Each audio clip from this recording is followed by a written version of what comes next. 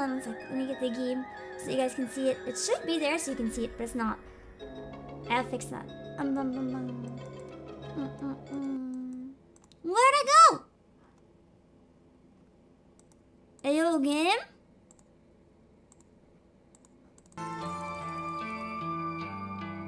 Should be capturing. That's weird that it's not. Hold on.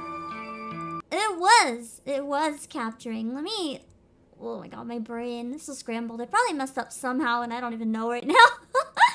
Hold on. Let's see. Starting it up from scratch again should help. Yeah! Okay, hold on 1 sec.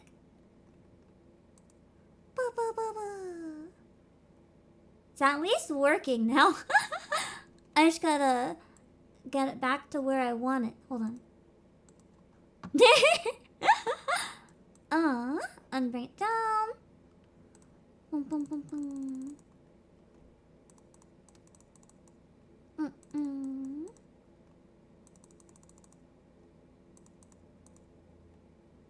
Where is the one I wanted to get?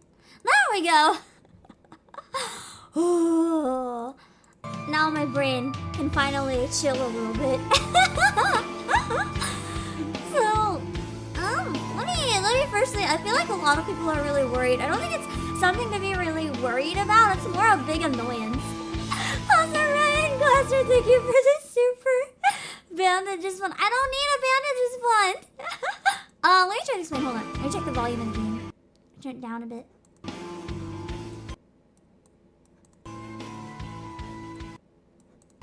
More on here, maybe? So, another day, another injury. Basically, C14 got it. It's just basically the same old. Also, I just realized her outfit's race. I kind of want to be her for Halloween. Anyway. So what happened was that I was rushing to try to get my food so I could have something to eat during stream because I slept too late to eat before stream, right? And I was opening a can of tuna, but it's a can of tuna that, it's like you open it with like a pop tab type thing instead of like pulling off aluminum. And for some reason, all of them in this brand are really stuck. It takes a big effort to pull off the pop tab, like a really, really big effort. And I ripped with all my might, and I finally got the pop tab off, but I was pulling so hard that I flung it back at my other hand. It like put a pretty decent slice into my thumb and then splashed a bunch of olive oil all over my shirt. So I was dripping with one of my favorite shirts just like getting stained by the second with oil that if I don't get off is going to permanently ruin my shirt. And I had blood dripping off my thumb. And like, I don't just mean like a tiny little one drop, oh sad. I mean like, I wipe off the blood and then I look away for 1 second and I look back and my whole thumb is blood again and I'm just like, fuck. Hey, believe it or not, it actually didn't hurt. It actually didn't hurt. I just didn't want to get my shirt bloody and I didn't want to get I didn't want to get anything bloody and I didn't want to get my shirt covered in oil. And I was like, well, what do? I also don't want to get an infection. What if it literally doesn't stop and I have to get stitches? What the fuck do I do? So I just kind of, had to hold it up and put pressure and stuff until eventually it finally stopped fucking bleeding. But the first time it stopped bleeding, it started bleeding again. And I was like, holy shit, I want to cry. Also, hi, Zen! Thanks for stopping by. I loved your cover of Unravel and Ollie's concert. It was so chaotic. I was laughing my ass off. The MS Paint was really just like, the nicest touch. Anyway, I finally got that taken care of. And then I didn't want it to start bleeding again. I did not want it to start bleeding again. So I panicked. And I I rubbed it with alcohol and shit, of course. But then I put like, it's only one spot. It's like the cut itself is like the size of like a quarter of a penny maybe. But I didn't want it to start bleeding again. So I put one bandage on it, but then I was like, wait, what if it starts leaking out the sides? So I put another bandage to make like an X pattern.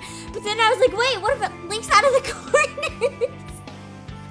So I put 2 more bandages and turned it into an asterisk of bandages. Because when I say it was bleeding, and I don't want it to bleed on my fucking keyboard or my shirt. So actually I just have like a camisole type thing on. I don't even have a shirt anymore. I just ripped it off. I was like, no, that's covered in oil and I don't have time to change, so I give up. Anyway, let me scroll down real quick and try to say hi to some people before I jump into the game. Luckily, this game only uses mouse, and it is my left hand, so I don't need to use my left hand for anything ever. Hopefully, I don't try to drink with it, because it's a little weak. But hi, Ozzy Only. Hello, I'm okay, thank you. And hi, Josh. Thanks for holding down the fort while I was gone. Hi, Ryan Glaser, and hi, Dusky. And thanks, Josh, for covering what Playasia is. Yeah, Dusky, we're a company. We sell like games and merch. We also publish some games and stuff. That's pretty good. I also just realized I haven't drank since anything happened, so give me a second.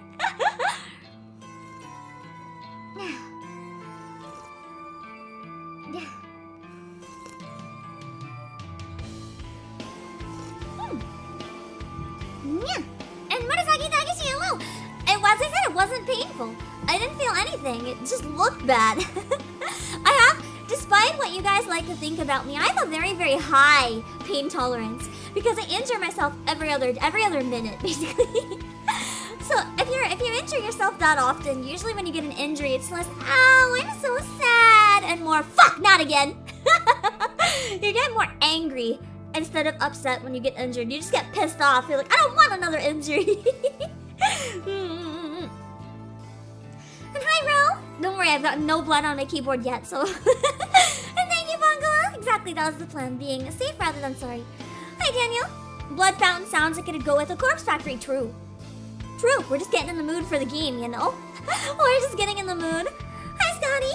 Hi, Ryan Glasser, the game cursed me already. I like my cursed waiting screen, I worked hard on it. Never heard of it before. It's a really, really highly rated horror psychological visual novel. It has full voice acting in English. Yo, and guys, it's really good. I played a bit of the demo on Discord with some of you guys. The voice acting, for those of you who were there, vouched, it is good. So you guys have a lot to look forward to. There's also a girl who's a Valley girl in it, but like her personality and everything is a Valley girl, and she's voiced as one, so it's fucking great. I don't need to get it looked at. Don't worry, it's not bad enough to get looked at now. I was worried though. I had to make sure it wasn't. And Tenkaka, thank you. I'm okay. Rapture Queen, hello. Obake, hello. David, and hello. I am doing good otherwise. Thank you. Morgue, yeah, the game. She works in a morgue. The 2 main characters actually in this game, they work in a morgue. The 25-year-old, hello. Manufacturing processor. That is not wrong. That is not wrong. Attaboy, hello. You've had the same thing happen. You sliced through your thumb. No. These cans should be outlawed. We should make them illegal. Sue the company. And yeah. Now that I actually have to read your post properly, Zen, before live chaos, right? Every time. I was ready early today. Every time you're ready early, you know that there's a disaster incoming. Because it's impossible to be ready early. If you're ready early, something is gonna go fucking wrong. As it always does. Also, hi, Juice! I'm sorry you came into blood. I had to vent because I was sad that I was bleeding. Dance up in there, hello, hola! At least you didn't receive a photo of your corpse, I hope. Yeah, hopefully. My phone's dead though, so you never know. For those of you who don't know this game, I'm gonna provide a bit of context in that regard. The plot of this game is, the prologue basically gave the plot in a very, roundabout way. But, what happens, I don't have any words today. So what this game is basically this right here is Corpse Girl. And she runs a website And if you go on the website, somebody inputs a name of somebody that they want to kill.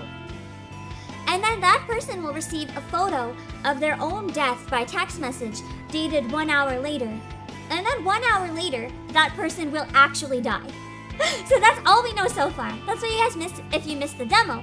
But that's all you really need to know, so it's fine. Why is there some kind of disaster every week? Ask the universe. I could do without it. I could do fucking without it. What's a Graphic Gamer? Hello. Which is worse, tuna can injury or paper cuts? I want to say paper cuts because they hurt more. But tuna can injuries bleed more. I think I'd rather have pain than having the bleeding. Because I'm worried that the bleeding one, like, if it bleeds a lot, I worry it's not going to heal well. It always makes me nervous. If it's just really painful, but it's like nothing, I can deal with it. And Flame, welcome. Oh, good time lurking. A bit unrelated, but you just watched read that Witch of the Holy Night is performer Supercell. Yeah. Yuki Rumbar, hello, and Sue, hello. Dratini, hello. Leon Valentine, hello. Sounds similar to Hellgirl. Yeah, it does seem like it's heavily inspired by Hellgirl in that way. It's kind of a different plot, but at the same time, it's like a similar type of premise. Also, Benya Zamora, hello, and Metalhead, hello. And Debbie Zal, I mixed it up and got it backwards. Hello. Anyway, we're gonna get into the game.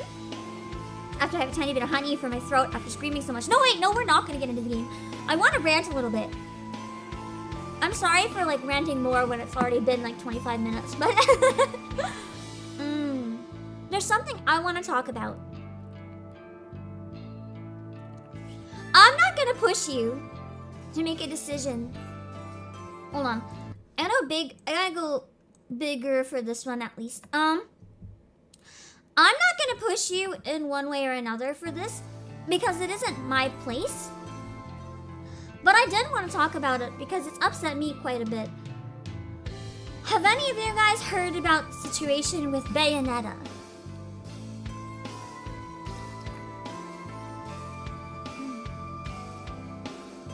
Before I explain.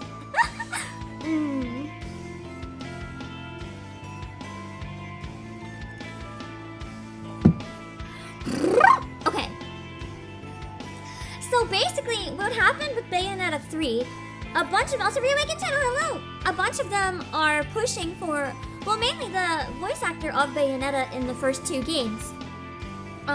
She put up some public videos talking about her experience because people were wondering why the voice sounded different in the new game. Well, it actually is a different person. It isn't the same voice actor as the previous Bayonetta games, and she released a statement on why, and it's kind of fucked up. So basically, instead of offering her a per hour rate or like even a per line rate, the company offered her one flat rate, no royalties. So what that means, no royalties. For example, if the game, royalties aren't normal in video games anyway, but because of the price they're offering her, it's important to know that they also didn't offer royalties. Royalties are basically mean that if the game sells more, the actors make more. Unfortunately, most video games don't have any clauses for royalties, so no matter how much it sells, they're basically not paid anymore ever in the future, just what they're paid at the start. And depending on how much work and time goes into it, sometimes games are paid per line, sometimes they're paid per studio hour, because you never know how hard a game could be to do. Like, for example, 10 lines can take you a little bit of time, or it can take you a really long time if it's a really tricky 10 to get right. And you never know how long it's going to take until you actually get there and get started. But for a game that makes multi-million dollars, like Bayonetta, has a global presence, can obviously afford cracked developers and composers. They offered her $4,000 for the role of Bayonetta for the entire game. And like she, as I said, because of no royalties, she would never make more in the future if it sold big. So Tegan, thank you for subscribing. But yeah, they offered her $4,000 US for the entire game. Only $4,000. And I know that some people might automatically think like, whoa, 4,000, that's a lot of money. But for actors don't get as many jobs as you think.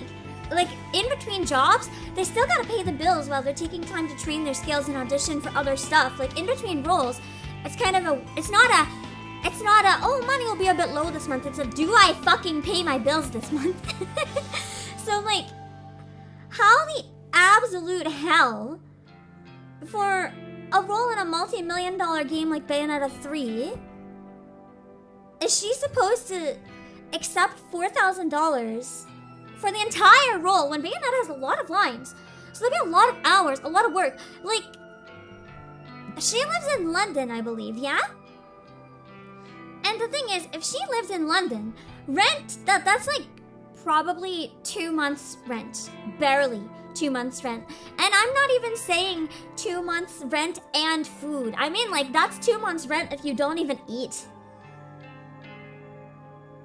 How the average, like, how the actual hell is she supposed to survive? That's not even like a living wage. It is an insult, Ozzy. That's literally what it is. It's a fucking insult. Exactly. 4K is nothing for a AAA globally recognized series. The lead fucking role. And I saw her video talking about it, and she was almost crying. And her point was really nice. I really appreciated the way she said it. She was like, you know what? Bayonetta has always been one to stick up for the underdog. And if I am the poster of Bayonetta, the least I can do is talk about my own experience to defend other people who are also underpaid and things like that. And I have so much respect that she literally risked breaking NDA to talk about this publicly, to like actually have people know what's going on, because the company lied. The company lied and publicly made a statement saying they replaced Bayonetta's voice because of schedule conflicts. When she made her public statement saying she actually sent a letter to the creators in Japanese. She got someone to help her write it because she wanted to appeal to them and ask for more money. She's like, you know, Bayonetta means so much to me. I want to be able to do this role, but I need a living wage and this is insulting. So she sent a letter to them, and the letter is when they upped it to 4,000.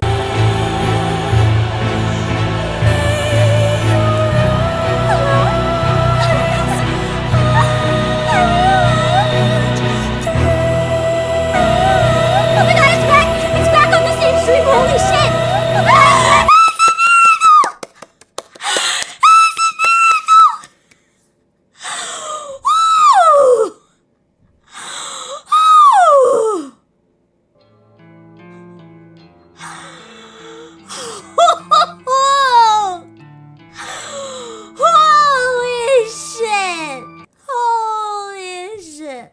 Holy shit!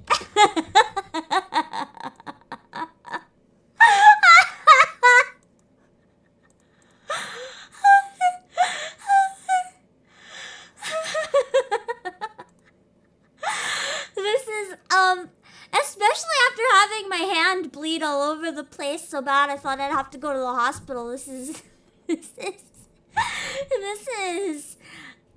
day. This is a day. Holy shit. Holy shit. Hold on, I need like a minute. I can't even like believe today is real.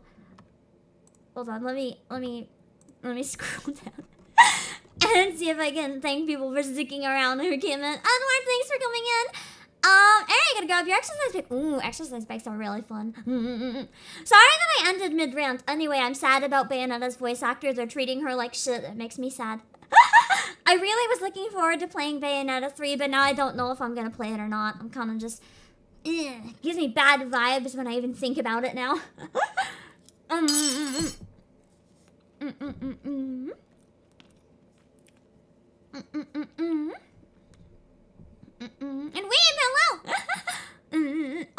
fun if with stream avatars you could throw shells at each other. That would be really cute. And Unamere, hello. John Colin, hello. So we could call the flash and ask him to help power the generators. It came back on. I don't know why it went off in the first place though. But it must have been off for a while. No, I think my battery's not working. I have a backup battery on my PC. I gotta give you guys context for what it felt like when the power went off too. Okay, so my streaming room is perfectly blocked off to make it soundproof and shit, right? I don't have any windows. There's not a single window. And I didn't have anything battery powered in there with me. So everything went off at the same time. All my lights, my monitors. I was 1 minute live on stream with my face in a monitor, screaming about Bayonetta 3. And the next minute, I was in pitch black silence. I was like, did I die? And the blood loss couldn't have been that bad. Like, I was so confused. I didn't know what was happening. I didn't even move for like a whole minute. I didn't even click the mouse. I just like sat there for a whole minute. I was like, what? And eventually I came out and I noticed, I'm like, wait, everything's off. The lights, like literally, even outside of the streaming room, everything is off. And then they came back and I was like, shit. But somehow the VOD didn't break. Somehow we kept going. I guess the universe is trying to make up for all of this shit that it put me through. And very much Ariel, hello. Alejandro, hello. Einstein, hello. Pikachu, hello once again. Welcome back, thank you. Loud? Wait, is the game really loud? Or is something really loud? Or maybe was it just me coming back all of a sudden that was really loud? I don't know. GG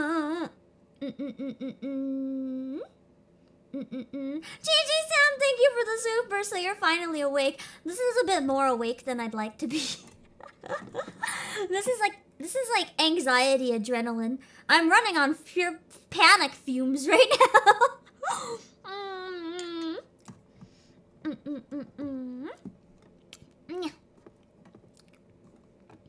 Oh shit. I almost dropped my honey spoon. I can't drop my honey spoon, then I can't eat my honey anymore.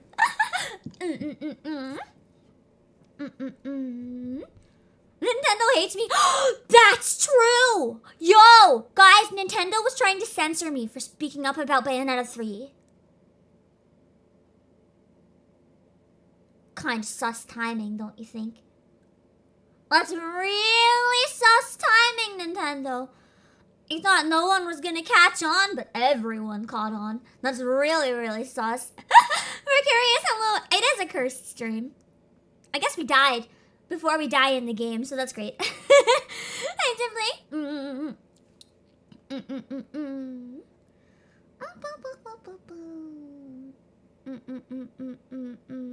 Rafik, hello. Yeah, literally just pitch black. Literally just pitch black.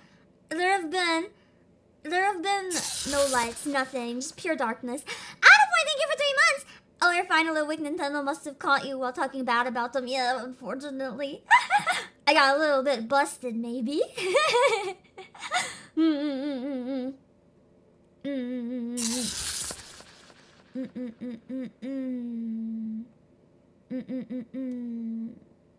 Moral of the story is Nintendo understands nothing about voice acting. I feel like they understand a lot. They understand that there's a lot of desperate voice actors who will take the role for pennies. So they'd rather pay less knowing that everyone cares enough about the game that they'll buy it anyway. Also, Murasaki Takashi, thank you for 9 months. Positive vibes to counteract the curse stream, thank you.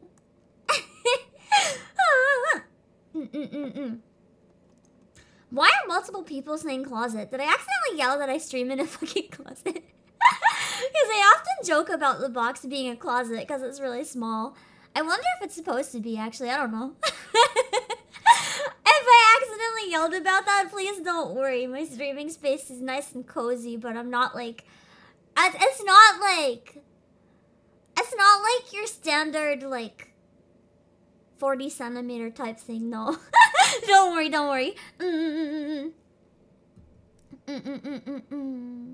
I did enter the Shadow Realm, I did. Do you not have a backup battery to protect your PC? That's what's confusing me, Idle Boy. I do have a backup battery. And the backup battery is plugged into the PC right now. I checked. The PC should not have turned off. The backup battery isn't working. I don't know why. I don't know why. I need to figure out why. I need to stop it. I need to stop it. Yeah, that Tuna Cam got a crit. I just fainted. That was so bad. How'd I get out of jail? It was hard. It was hard. I'm guessing if the volume was loud, I'm gonna turn... Oh, I see, I see. The game was probably blasting. I'll keep an eye on that volume then. Okay. Okay. Stay faster and low! Flame wheel low. Leah's toothbrush low.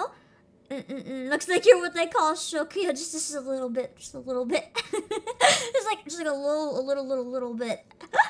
That's a fair as hello. A bro corruption hello. I'm glad it's working, yeah. 27 minutes and he tweets, I warned you. And then boss blackout happened. Oh, that would be scary. Angel does hello. Give me 1 sec. Okay. Adrenaline is one heck of a drug. Sad person, hello. You said close it. Fuck. Sometimes I gotta remember to like not share the inside jokes in my brain. The inside jokes in my brain aren't always meant to be outside jokes. Delirious, thank you for the silver. My iPhone deep into the VTuber rabbit hole. Now I'm a work for power hungry but cute CEO. Yes.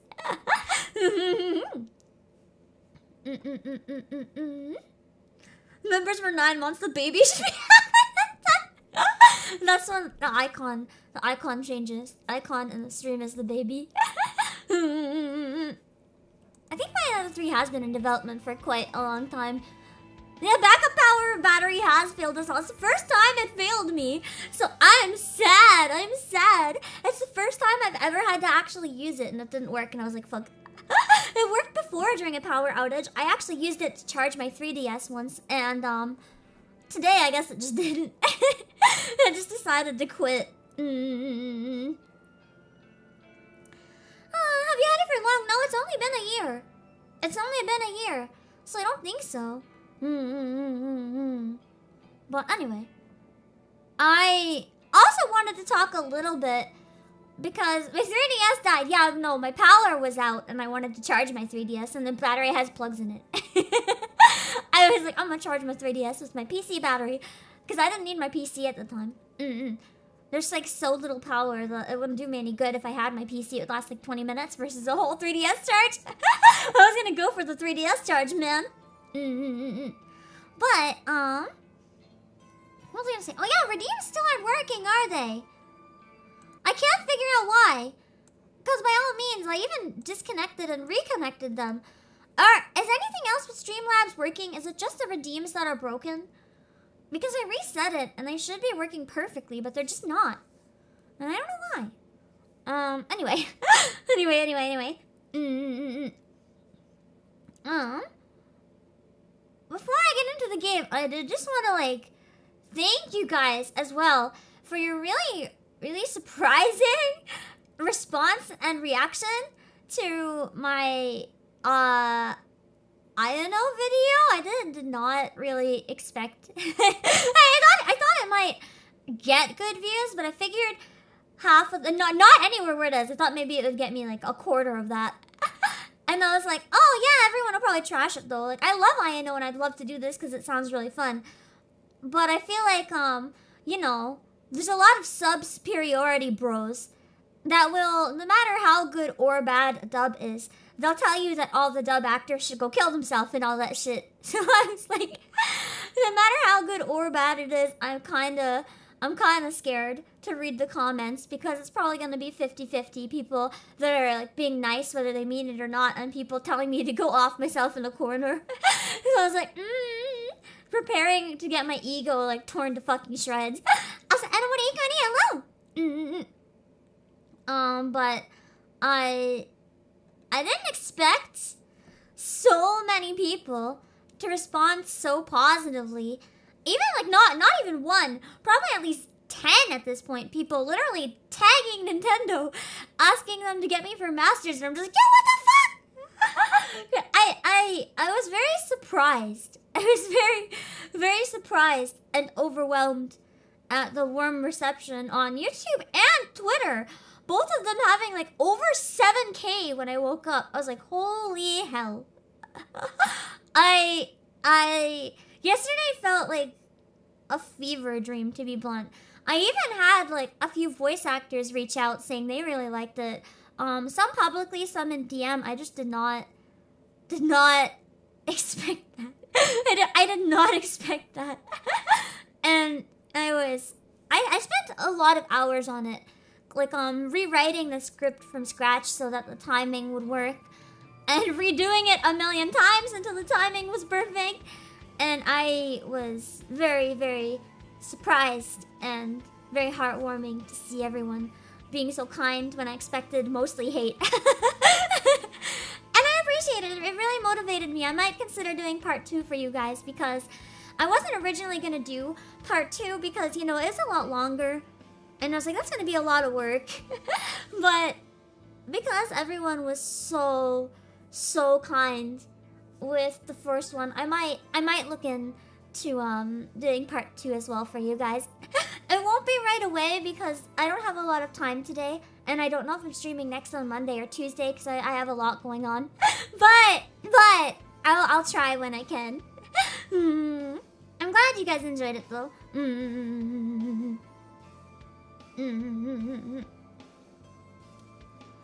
Oh cha cha cha, oh cha cha cha, oh cha cha cha cha. Oh, I didn't mean script as in code. I meant script as in like dialogue, like voice acting words. Hold on. Oh, my throat is so dry from I screamed so much when I cut my thumb, and then when my power went out, I just panic screamed. So now my throat is fucked. I really did put my heart in it, Leon, and I'm glad people noticed and enjoyed it because I put like my heart, like blood, sweat, tears, like everything into that fucking thing. I went so hard. I didn't even eat until it was fucking done. I just sat there for 6 hours powering it out. I didn't even pee. If I didn't pee for like 6 hours, you know something's up, man. Alright. I will ask though, Anamori. I appreciate the offer, but I would appreciate no self-promo in chat, just as a heads up. Anyway. Holy shit. I'm gonna shrink down so we can actually get started with the game because I was really looking forward to playing it before everything broke. We've already lost a lot of time. And I only have a little bit to stream it today because of the collab. I can't really go the full 4 hours like I do sometimes. So we're gonna jump into Corpse Factory. This is an indie game that no, you didn't do anything wrong, Anamori. It's not in my rules, so don't worry. I was just asking. I'm not mad. It was actually funded on Kickstarter. I played it around a year ago when it was first on Kickstarter when the demo came out because it looked really good and I wanted to give it a try. So I was really excited to see that Emmy Evans got to sing the opening game, which you've now heard an hour ago. Because that's how today's going. Anyway, the game has full voice acting in English, and it has a lot of really big voice actors that do amazing jobs, and hopefully this company actually treated them fucking good. Then just to clarify as well, 4K isn't actually a bad rate for a full game for like something indie. I don't know what these people paid, but like 4K, the only reason I'm so pissed about 4K is that it's a AAA budget game like Bayonetta.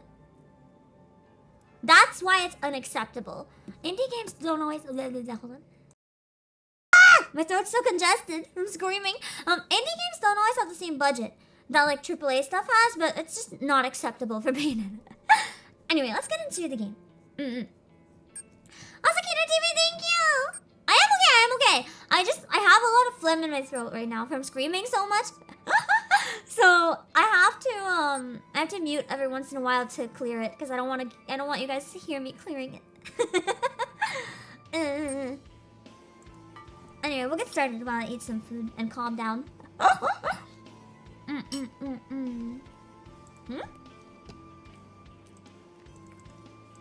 Oh, there we go.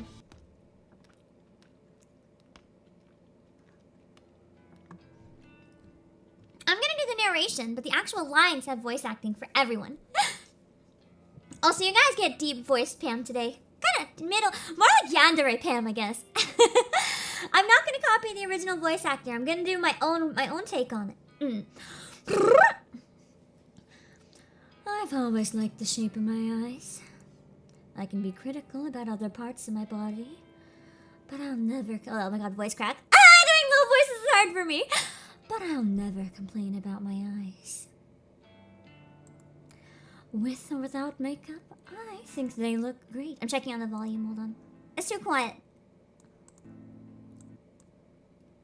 This should be better.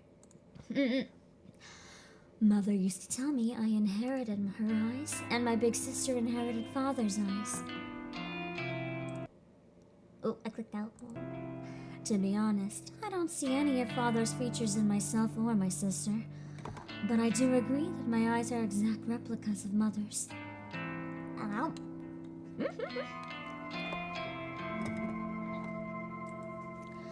Mother doesn't seem too well anymore. That might be something I have to also worry about in the future. But for now, my eyes are perfect. And I couldn't be happier with them. This girl looks like she'd be my type. Trust me, she's all of our type. Just trust me on that one. Ow.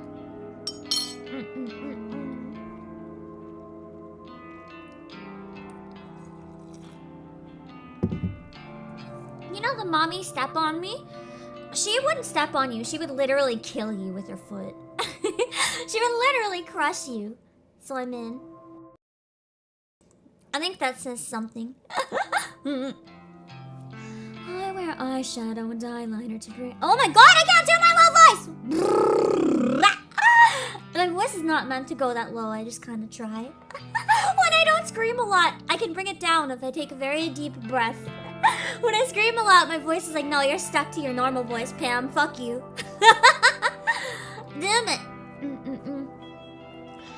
I wear eyeshadow and eyeliner to bring out my best features. Some people tell me I use too much makeup, that I tend to overdo it and make myself look intimidating. Well, I don't really care. I mostly like the way I look, and honestly, how many people can claim the same? I think I look pretty sexy. I don't know about you guys.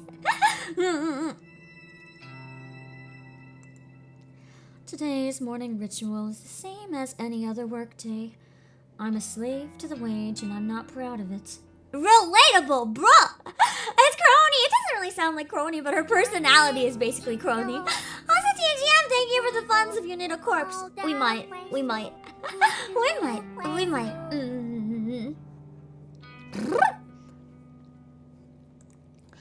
Call me a corporate sellout, but I can't survive without money. My alarm goes off at 6 a.m. The shower is running by 6:05, and I'm dry and dressed by 6:15. Who the fuck showers in 5 minutes? God, it takes me like half an hour. Yeah, the story has similar vibes to Death Note from one of her Digium. She is a mood. I love the writing in this so much. I skip breakfast because I'm watching my figure. I spend until 6:30 working on my makeup. Wait, she's not relatable anymore. You never skip fucking breakfast. I get dizzy if I skip breakfast. I get dizzy until breakfast, even if I eat it. God damn. I'm out of my cramped shoebox apartment by 6:45 a.m. Sometimes I catch my neighbor returning home from his overnight shift, and if so, I exchange simple pleasantries with him and continue on my way. To Today, there's no sign of my neighbor, so I don't slow down as I descend the stairs and exit the building. Hitting the convenience store for a can of coffee saps another few minutes from each day. That's true, how can you make corpses without breakfast? Like, fuck. I prefer sweet milk coffees, but every now and then I'm in the mood for rich black coffee. No, rich black coffee is the only kind of coffee. Welcome. Regardless, I've never started the day without it. I don't always need the energy boost, but it helps to stop my stomach growling. It's a milk coffee kind of day, so I'll pay for my favorite brand and get out of the store in no time. The canned coffee dives into my handbag as I continue on my way. Is the volume still okay, or do you need me to turn the game down a little bit? I'm gonna turn it down in case, just a tiny bit. I just don't want you to not be able to hear the voice acting. When they start to actually give it so you can hear how good it is. Oh, the volume was good! Okay. Maybe I'll put it back then. Oh, there we go. The train station is always busy in the morning, and it's usually a struggle to navigate my way to the correct platform in time for the 7:12 a.m. train. Today is no different. However, I always make it in time because my routine has been perfected over the last few months. I board the train bound for Shinjuku. A cursory glance reveals there are no empty seats, so I push through the throng of bodies and stand against the carriage wall. With 7:12, what is that schedule? Very micromanaged is what it is. Whenever there are seats available, I like to sit and read. But it's much more common to have to stand and stare at my phone screen like almost everyone else. Read on your phone, then. When I do read, I read the classics. Stoker, Lovecraft, Poe. Also, is it working on Twitch as well, you guys? Horror, Western horror like that, is my favorite genre. Schedule's min-macking, exactly.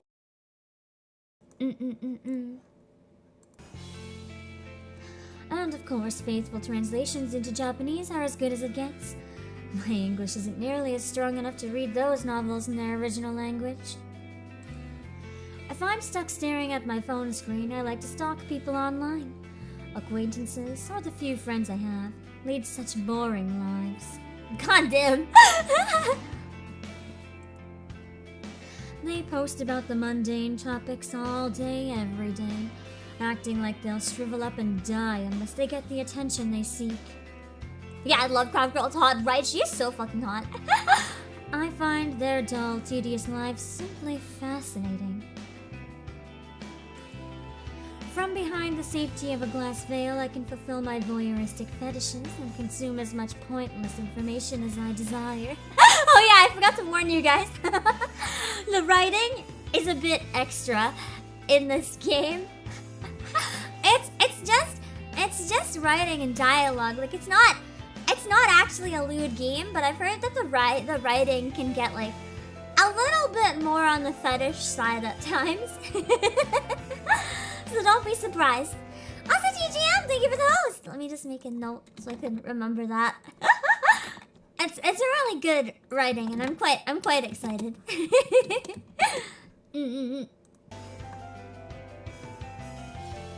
Knowing every mundane tidbit of people's daily lives turns me on. This morning is the same as any other. I stare down at the phone and held in my frail hand. My fingers move of their own accord. Just flame in chat, just like, whoa. There's a reason I wanted to stream this game. My fingers move on their own, scrolling and tapping against the backlit display, pausing and pondering, pouncing on any post or picture that my pupils haven't yet consumed. Standing in the train carriage packed to the gills with people, I can't help but feel my face getting flushed and my steamy breath escaping my lips. I digest post after post, photo after photo, memorizing the comings and goings of every single person on my noise activity feed.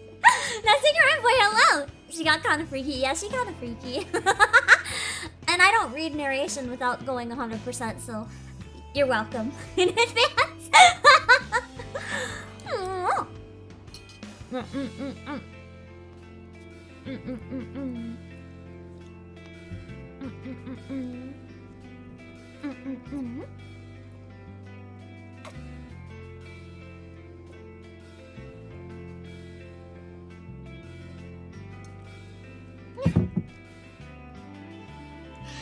Panda, thank you for subscribing. I catch my breath getting heavier. My gasps coming short and sharp. In other words, she's getting off to social media on the fucking train. This is fucking wild. Ray went to the dentist yesterday for a root canal. Mizuno shared some photos from her international vacation. Kawahara objects to owning pets and thinks all animals should be free. My cheeks glow crimson. My chest begins rising and falling quickly. I clutch the collar of my shirt, knuckles whitening, knees shaking. Hi, Jesse Lockhart! I'm sorry, now is when you come in. Yeah, it's probably a good thing that this train is empty. Some dude on the train just, what the fuck? Maybe she's just exercising. I mean, it does feel kind of like surfing, trying to balance on these things if you're not like holding one of the things in the air. So she's really short, maybe. Some workout riding the trains when you can't reach. A few people in the carriage start to move away from me, but I barely notice them. Hi, Deborah. What do you mean, like me? I don't get off to social media in public. No. So I love how people notice and she doesn't care. If it's so bad that people notice, that's kind of bad. My fingers keep scrolling and I hit the jackpot. A new post from a coworker at my office. Tomoe Watanabe. She's a gal girl, the type with the heavy fake tan, bleached blonde hair, and questionable clothes. I hate her, but I love her posts. This morning's update reads, Tomomo! Just found this Corpse Girl website. Such a fake bull.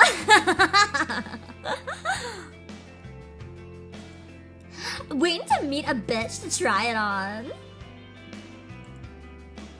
Tomoe just discovered Corpse Girl's website. I feel a slight squeal trying to escape from my throat as my legs threaten to buckle underneath me. Oh god, this is really horny. I expected it, but not quite as much.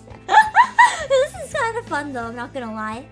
Technically, if YouTube gives me a bonk, I can literally say, Ayo YouTube, this is not a porn game, this is a horror game, I did nothing wrong.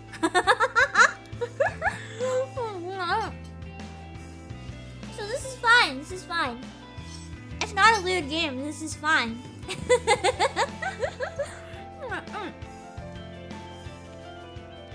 It's a horror game, I swear.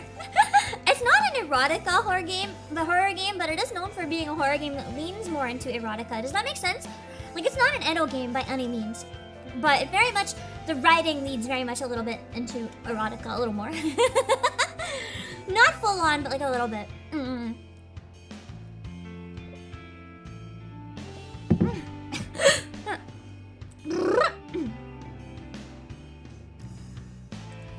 I can't take all the excitement anymore, and I have to force my phone from my hands and bury it at the bottom of my handbag. Gotta stop herself from coming on the train. Deep breaths, Noriko. Deep breaths. I need to calm down and control myself. Composure is key. That's true! Not many games start out with edging oneself on social media. I'm glad I chose to stream this.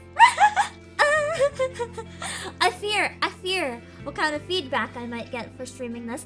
Luckily, I don't have management to bonk me, so we're safe, but... Whether you guys cancel me or not's another story, I guess. I close my eyes and let a cool breath of air whistle through my slightly parted lips. Hilarious, thank you for the super! Okay, this is just for all the entertainment you bring me to keep it up, boss. Thank you! Oh, burp or hiccup or something. Feeling a little calmer and no longer ready to explode, I analyze the information I just read. Tomoe wants to try out Corpse Girl's website. That's good. For me? Of course. That's very good. Rumor has it, you can visit the website and request the death of somebody you know. How and if the victim dies isn't known to the public. Because of that, some people are pretty quick to dismiss the site as a hoax. However, the most interesting part isn't how or if the victim dies, but rather what happens to the victim before they die. So I heard a noise, I had to check, but we're good. Hi, Lazy Shinobi! You just missed big horny hours.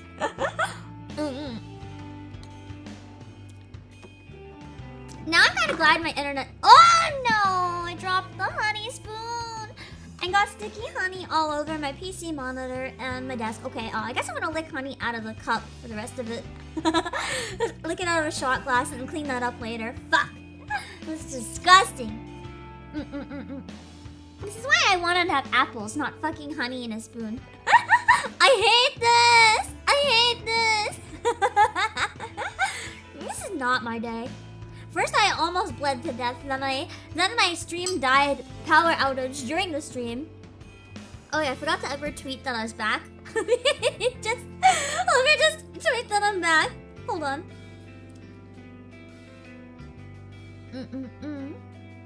It is a sticky situation, a painfully sticky situation. Okay, let me tweet that my power is back.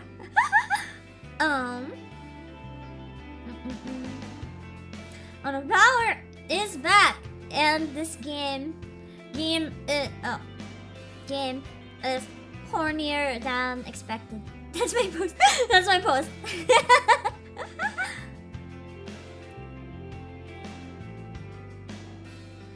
There we go. Okay.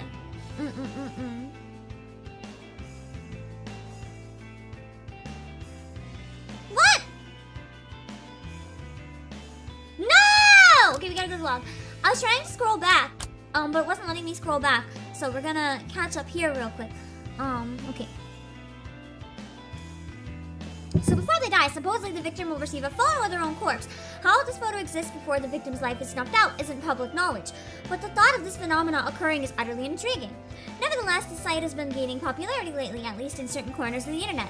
Message boards like Noise Channel and others, I think that's supposed to be like Reddit, kind of, and other similar sites have picked up on the rumors and like to exaggerate the website's authenticity. The fact that someone, Tomoe, a rather dense, dim-witted individual, has discovered the website means it's actually more well-known than I previously thought. It means that people are actually talking about it outside of the internet.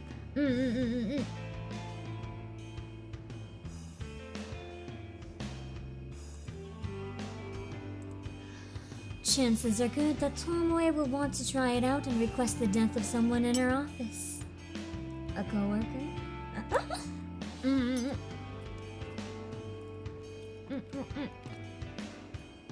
The photo is timestamped, but the actual death isn't. Yes, hold on. The photo is timestamped an hour later, and that's usually when they die. Me, perhaps. She hates my guts as much. She hates my guts as much as I hate hers. Finally, something exciting is going to happen in our dull workplace. Hello. The next station is Shinjuku. The doors on the right side will open. Please change here for the Chuo line, the Shonan Shinjuku line, the Saikyo line. For a second, I heard the doors on the right side will open. As in, like, the chromatic doors in Virtue's Last Reward. As the automated announcement reads through a list of connecting train lines, I get ready to disembark. The train pulls to a stop, and I contort my body around the other passengers in an attempt to exit the train. Oh.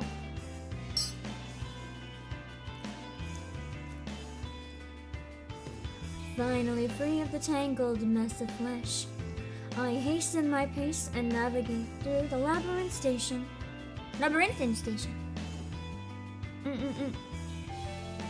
Is that a drawing VA? Yeah.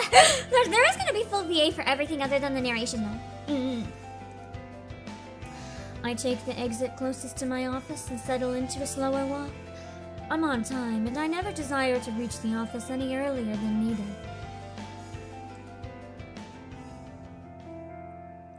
It doesn't take long for the looming office tower to enter my field of vision. 32 stories of office space all crammed into one sleek, slim tower. Hi, Golden Umi! And Kristen Texan, hello!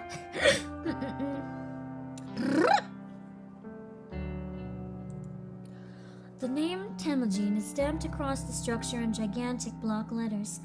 If you're looking for this building in Shinjuku, you can't possibly miss it. Temujin carries the title of Japan's third biggest banking corporation.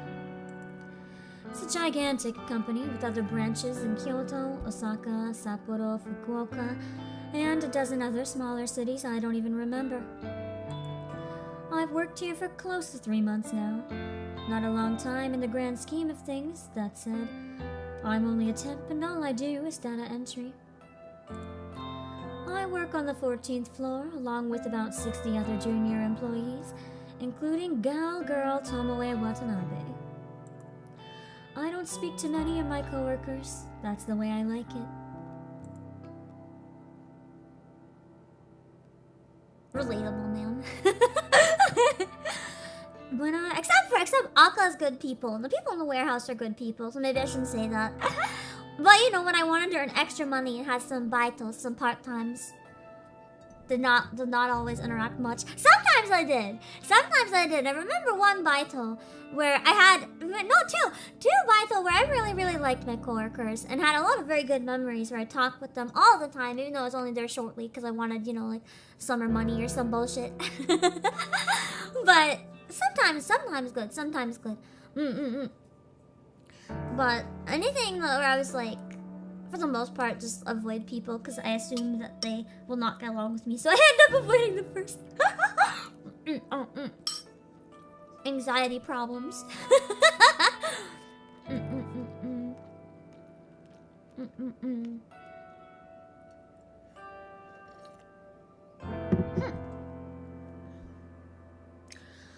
When I reach the building, I enter through the giant double sliding doors and find myself in the familiar lobby. Comfortable couches line the walls, circling in reception desk.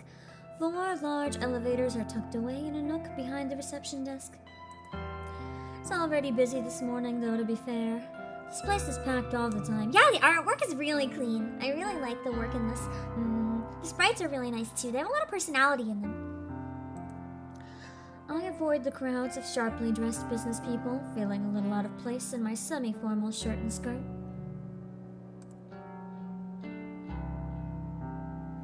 Ducking into a newly opened elevator, I tap my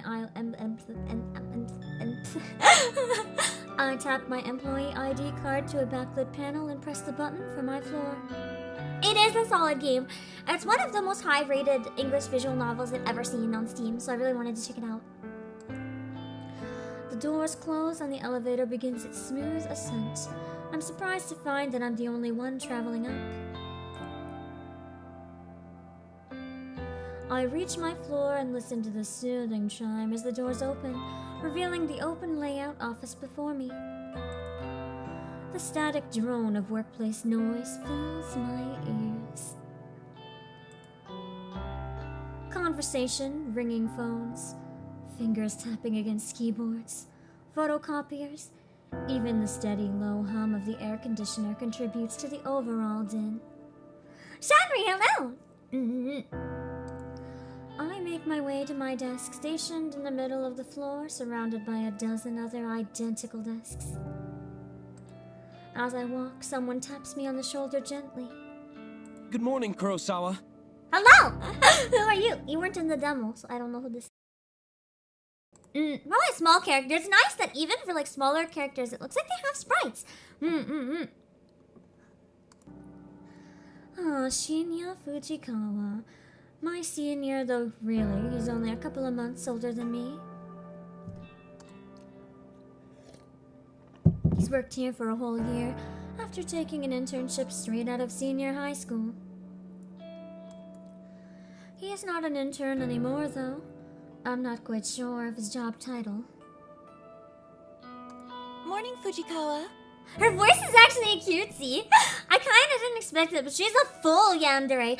I guess her voice is a little more along the lines of this than when she's getting kind of creepy. Should I keep doing the low one, or should I kind of adjust into a little bit of a higher yandere? What do you guys think? Maybe we'll try the higher one. I don't want to necessarily copy hers, but it's probably easier on my voice. I kind of was imagining a low-voiced deadpan goth girl, though. But I feel like maybe the higher one, it'll be easier on me to sustain. The low one's getting a little challenging. I'll go back to it if I don't like the higher one, though. How was your commute this morning? Fine, same as usual. I wouldn't say Ikemen. He looks more like a baby face. This is a fucking Shota. That's good to hear. Did you read any of your novels? Oh, he doesn't like my horror books. Fuck this guy. He is referring to the horror books I like to read. I can tell from his tone that he doesn't exactly approve of the subject matter. I've known Shinya since junior high. We go way back, but wouldn't exactly call us friends. However, he is the one that landed me this job, even though it's just a temporary contract. He is socially awkward, I relate. I've always had the feeling that he's a bit sweet on me. I could be way off the mark, though. No, you're not off the mark. Well, I couldn't get a seat on the train today. Too hard to read while standing. Ah, that's a shame. You, still haven't accepted my, friend request. Oh my god! That laugh at the end, just pain.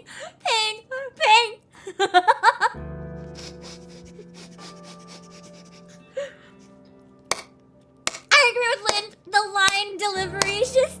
Can we appreciate how fucking good the voice acting is in this game? Anyone who hates on English voice acting has clearly never played this fucking game. That line delivery made his character for me.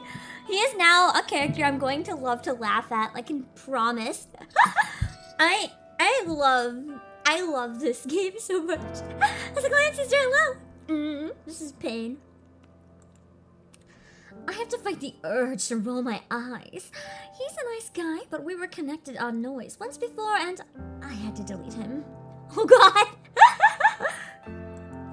He's super obsessed with his father's detective work, and all he ever posts about is his assumptions and theories on petty crime cases. Oh god. Normally I'd find anyone on my friends list fascinating, but here's the thing. Shinya never posts about his personal life. All he writes are long-winded rants on boring cases. It's far beyond the amount of dullness even I could stand. I fish my phone out of my handbag and pretend that I'm looking at noise. Oh, how about that? Looks like I don't have any incoming friend requests. Oh!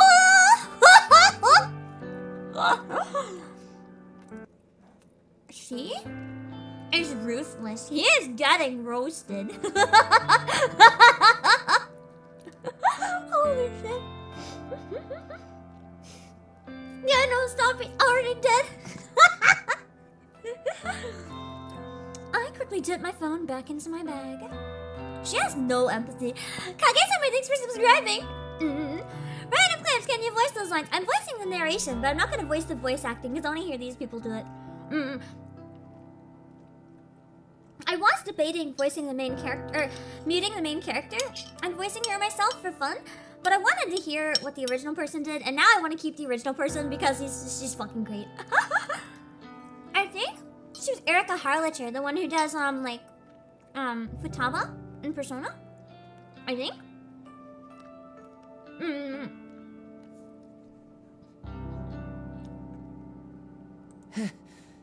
How peculiar. Well, I'll try and nudge again later. Except there still won't be any incoming friend requests. Sure, no problem. Holy fuck! You could at least tell the man, let him down gently. That's actually really mean. God, at least... I can understand behaving this way if she was actually afraid of him. Like if he was being a stalker and she was scared that he would hurt her or something. If she said no outright, but I feel like in this case she's just being an asshole, kind of. because it's in the game, I find it funny, but like actually doing this to someone's like super not cool. Well, anyway, I better get to it. Work hard today, okay? You got it. Shinya offers a formal bow and bow and goes on his way. And yeah, just burning him alive. I think all three, Alejandro, all three. She doesn't care, hates him, and is gaslighting. It is all three. Yeah, he's gonna be up until 3 a.m. thinking about this, panicking. Like, what the fuck? At least tell him so he can panic harder for one day and then get over it.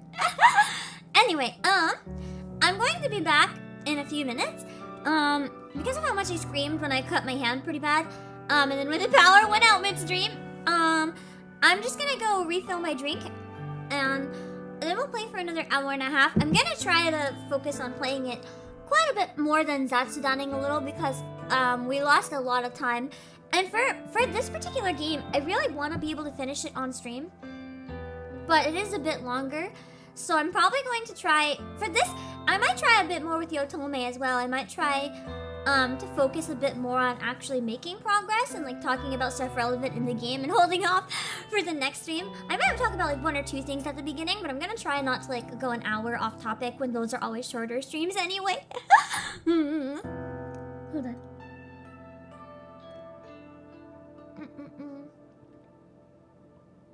I'm just finishing what's left first.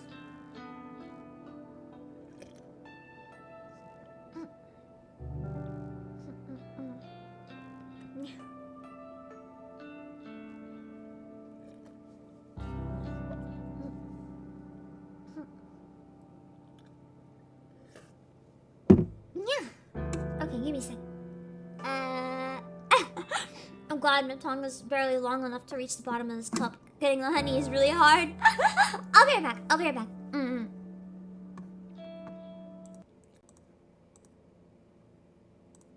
We're gonna die. I think we're gonna die. But I feel like I made it very close this time. So I feel better. I feel not great. Not great, obviously! Woo! Come on!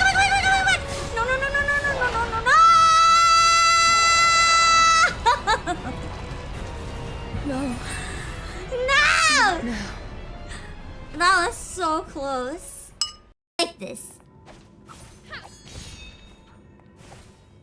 Why would you ever use this when you can like swishy cut through the air like fucking butter?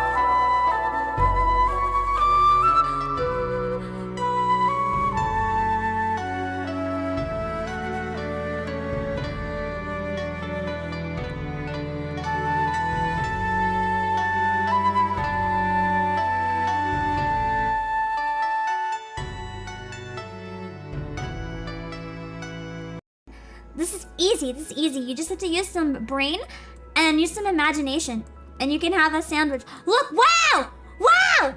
Wow! It's a sandwich, Cindy! It's a Pam sandwich. This is the best day of my life. you just have to be a little creative, and then it's a sandwich still. Something you never say, couldn't get it out, always just pulled away. Oh damn! So then why, please won't you tell me why? Why? You could find the words to say goodbye. I'm such a mess, I'm lost, I'm no good at this. I'm in love, still in love with you. Hard as I try, I can't even drink this pain away. Memories of you, twisting my view. I've been a fool.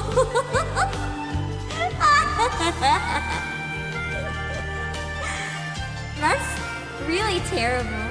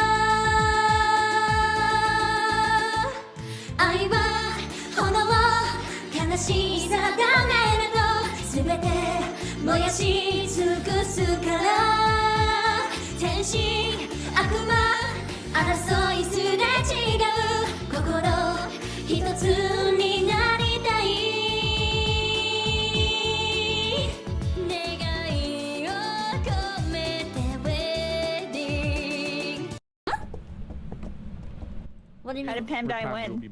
Okay, we're back. I'm so sorry. Okay, let's go.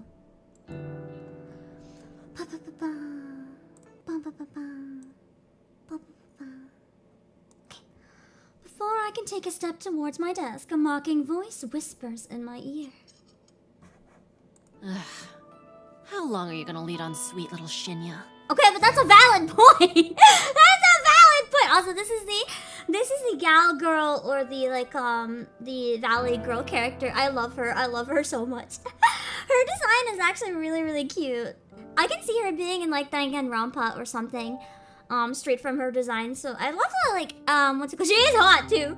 I love the gradient in her hair with the hair clips and the eye makeup. I don't know, something about that combo is just really nice.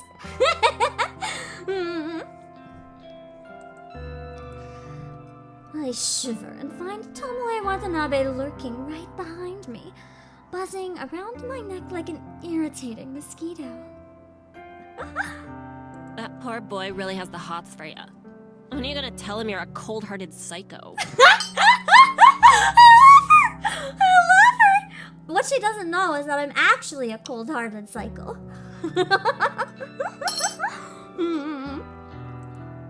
Listen, I'm not leading him on, and I'm no psycho. I'm sorry, but Noriko, you are both of these things. Sounds like something a real psycho type would say, don't you reckon? Of course, this is none other than Gal Girl Tomoe, the very same brain-dead moron who posted this morning about wanting to try Corpse Girl's website. So, who's the real psycho? Oh my god, hold on. Oh man, I wish I hadn't screamed so much. My throat's so fucked. They're both pretty crazy, it's fine. I feel like they're gonna end up being more alike than they think. Cold-hearted psycho with a social media fetish, you're not wrong. Yeah. characters are really good. That's why I'm excited for this game mainly. She's the kind of person that likes to stir trouble and instigate conflict. She's had her vacant eyes on me since the day I first stepped foot in the office. She loves to torment me any chance she gets. Maybe I rubbed her the wrong way somehow, though. I'm not sure what I ever did to her. Exist. Even though she's a data entry temp like me, she's worked here just a little longer than I have. Unfortunately, that means I have to defer to her as my superior in this professional environment. She knows as much and likes to take advantage of the fact as often as possible. Hi, Rebecca GT and Robbie, hello! It's funny, you know. You don't look like the type of skank to lead on a goody-goody like Shinya. I don't know if I'm leading him on, though, like, on purpose, or if I'm just, like, I don't think that's her intent. I don't think her intent is to lead him on. I think her intent is to just, like, not deal with this. Which doesn't really justify it, either way. I told you, I'm not leading him on. Well, if you're not interested, maybe I'll take him out this weekend and tongue him at the cinema. I fucking love the sass in this game. I fucking love the sass. Gross. Do what you want, but I doubt he's into someone with your, looks. Damn! Am I trying to make her kill me? She literally just said she wants to kill someone at the office on social media. Maybe I should stop leading this. Maybe I should stop, like, leading her to murder me. This sounds like a bad idea.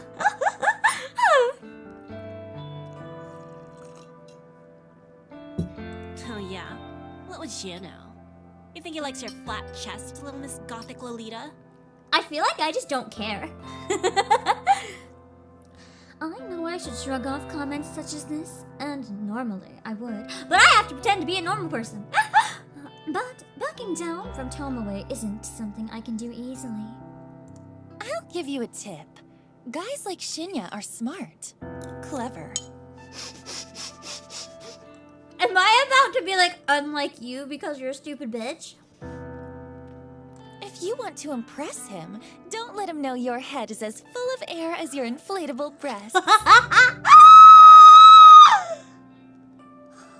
Holy shit. Okay, I would die for Noriko. I would die for Noriko. This is my new wife. I'm gonna marry Noriko. This is the best visual novel protagonist I've ever seen. A group of coworkers, juniors like us, look over to us in concern. Tomoe takes a step back from me, but not before signaling a rude gesture with her fingers. We ain't done here, Noriko. Watch your back. I'm pretty sure she's gonna try to murder me now. I'm trembling. Oh, I'm trembling. I want to know who was the director for this game, too. Because in my opinion, the best part about the voice acting so far isn't just that it's good voice acting. They're blending off of each other really well. Like, you can have two lines that are delivered perfect, both of them. But then when you put them together, they sound awkward. Like, they have different levels of energy or something like that. And when you listen to them together, if it's like all of the actors recording separately and it doesn't mesh, it sounds like it was recorded separately instead of like a situation where people are actually talking. And that's a problem I have with a lot of dubbed games because a lot of people, in general, for most things, I guess, record individually. But with dubs, it's more common.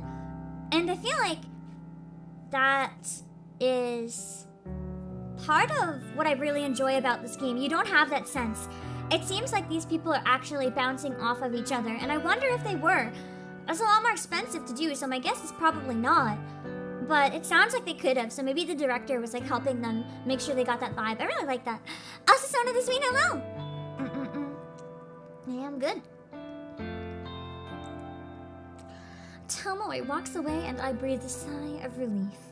If it wasn't for having to deal with her, I wouldn't dread coming to work every day. Anyway, I wonder when she's planning to test out Corpse Girl's website. Will she try it on me, since we just fought? I'm not really sure if I should be excited or scared. Either way, it will definitely be fun to find out what happens if she does try the website. I finally reach my desk and take a note of the time. I was supposed to start working 5 minutes ago, so I quickly log into my computer and check today's task list. It's all standard stuff today. I need to transfer a few tables of numbers from a spreadsheet into our company's online database. Boring. I can't imagine doing stuff like that all day. I would die. I'd be fast though with my typing.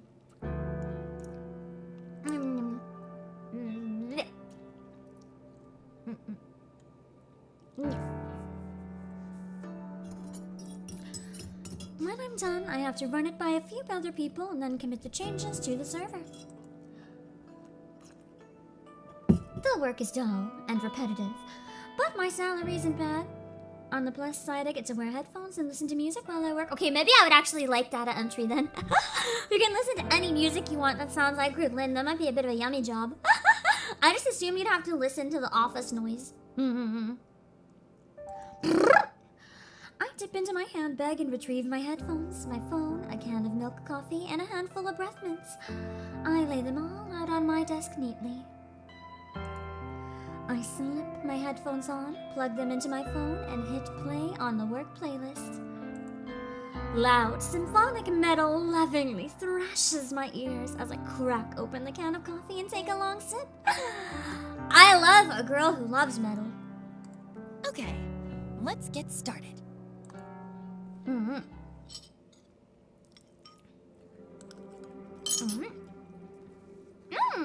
That's a cute apartment. I actually like this layout a lot. I'd love to have a window that big, you know? And a living room like this. Mouse, hello! The place is eerily silent, a stark contrast to the bustling office where I spend my days. Throwing my handbag onto the tiny coffee table, I pick up my laptop and sit on the couch. I lie back and get comfortable, letting the laptop rest on my stomach as it boots up. The welcome screen loads up, so I click a couple of times, open my web browser, and then head to a very specific website saved in my favorites. Oh no. I don't like the way the game led me to read very specific website. Hold on.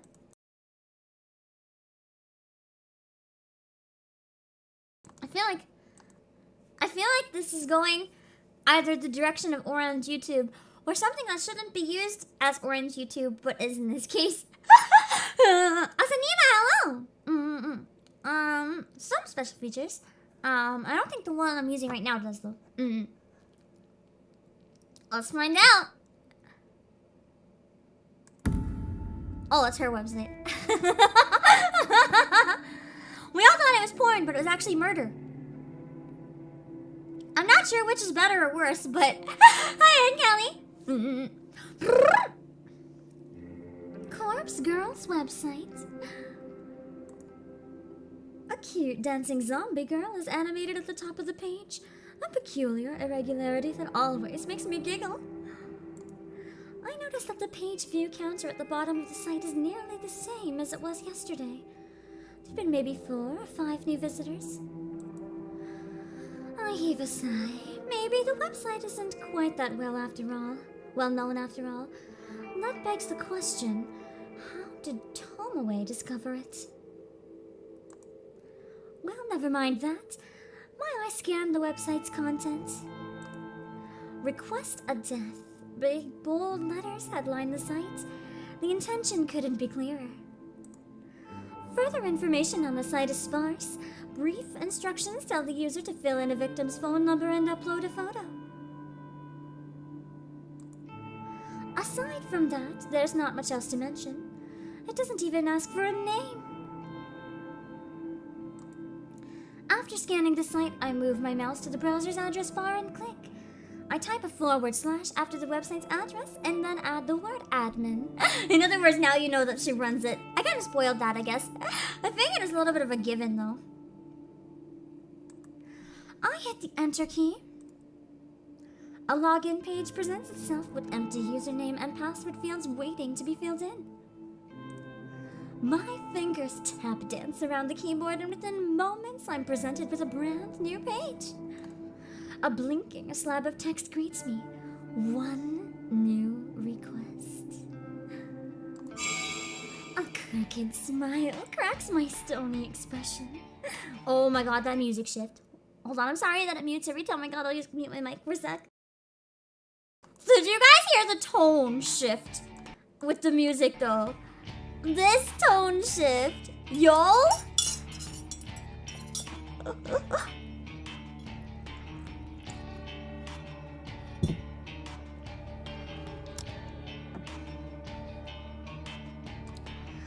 Finally,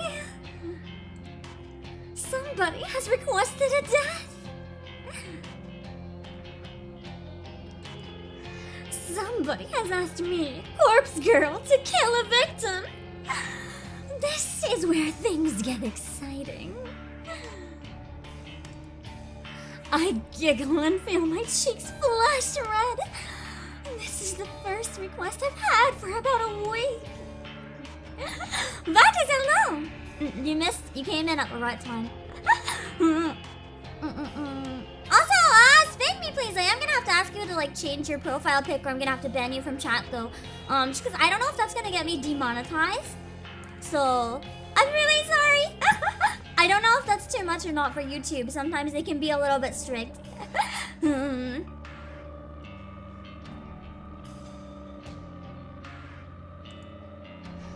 I've been logging in every evening, fingers crossed that somebody has elected a new victim for me.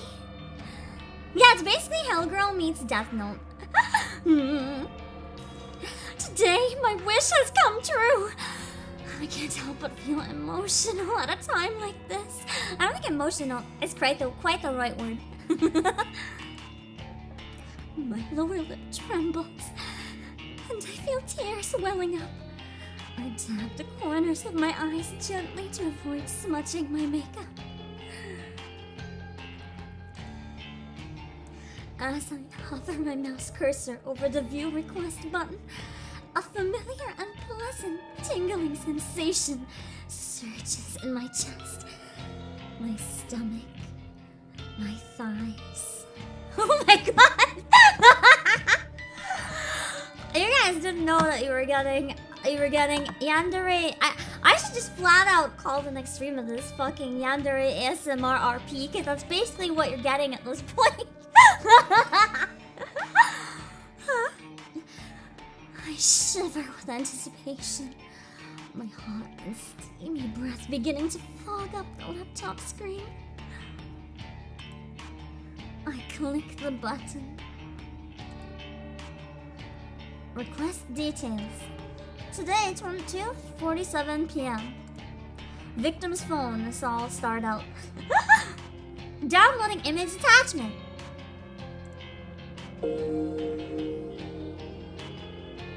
The victim's photo automatically loads on my screen. Wait.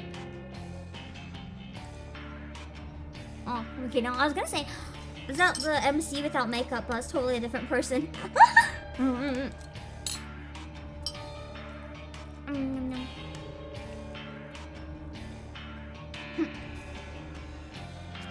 The person in front of me is a total stranger, but that's okay. It doesn't change the task set out before me. A woman, rather plain, in her early 30s. She's well dressed with minimal makeup, and she's not really putting her personality on display. It's a nice photo, better quality than some of the images I've received in the past. She is rather cute, I agree. In fact, the photo looks like a corporate ID picture. I wonder if it was downloaded from a company database or website. Well, the source of the photo doesn't matter. The simple fact of the matter is that somebody has made a request for this person to die.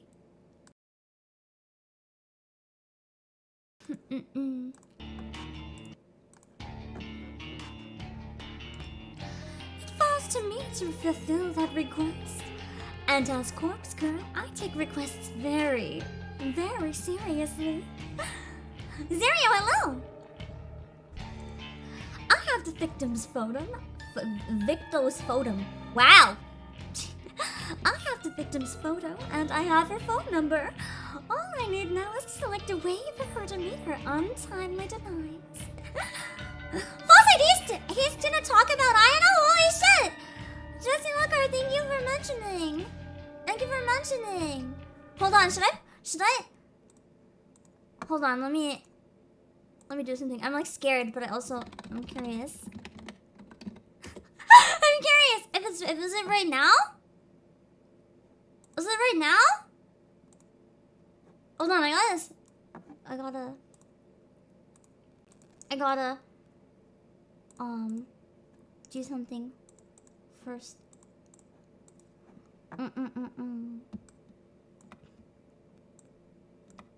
Oh, hold on. Or is it just at some point? I don't wanna like what's the word? Why is the color all fucky? Hold on. I'm capturing it, but the color is all fucky. I have it ready. Let me know if you see it. I know there'll be a bit of delay, so I might miss it, but I have something set up so I can like try to check it out in case. I'm nervous. I'm nervous though. I'm nervous. He's planning. Okay. I didn't expect that to get coverage. Holy shit. Let me know when it is, and I'll try to like react to it if I can. I'm nervous though. Okay.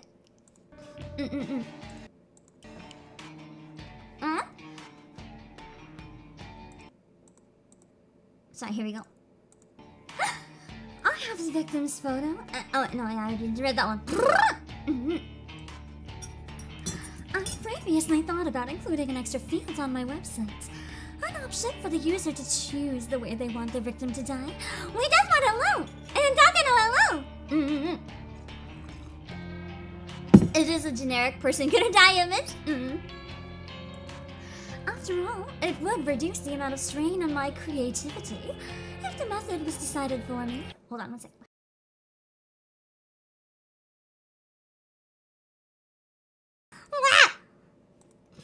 It's a bad day for coughing, sorry.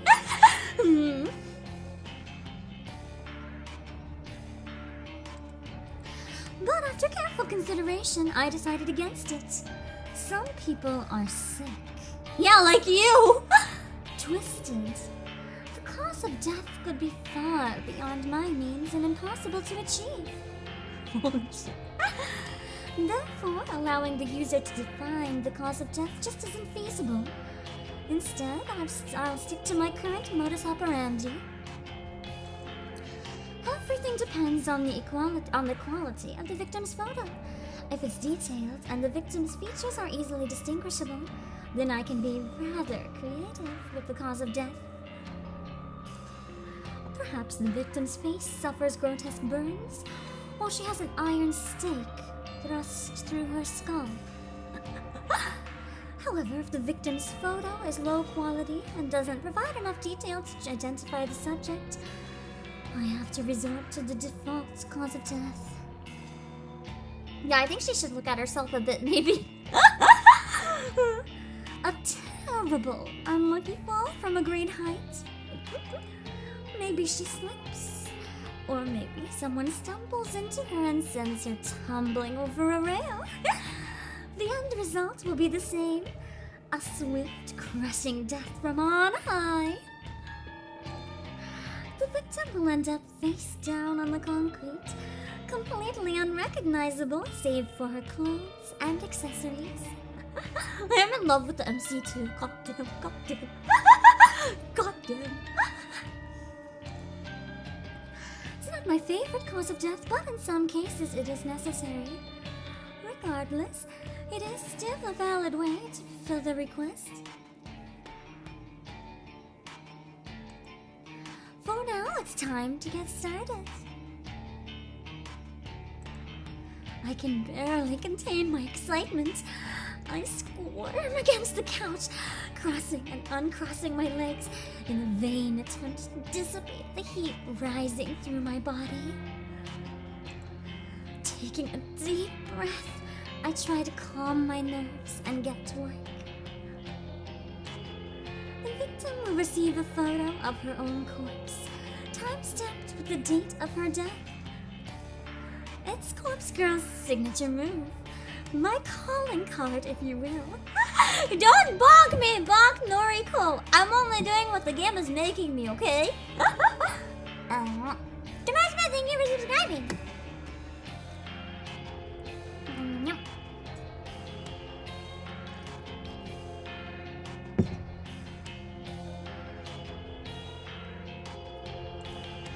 Seeing an image of one's own disfigured corpse is sure to strike fear into one's heart. And that's precisely the reason I take this step. To make the victim panic and act rashly. First things first. I save the victim's photo on my laptop's hard drive. I store it in a folder discreetly named System Files, hidden away in the root directory of my operating system. She has the secret folder. A password encrypted directory, of course. Next, I open my favorite image editing software and load the photo.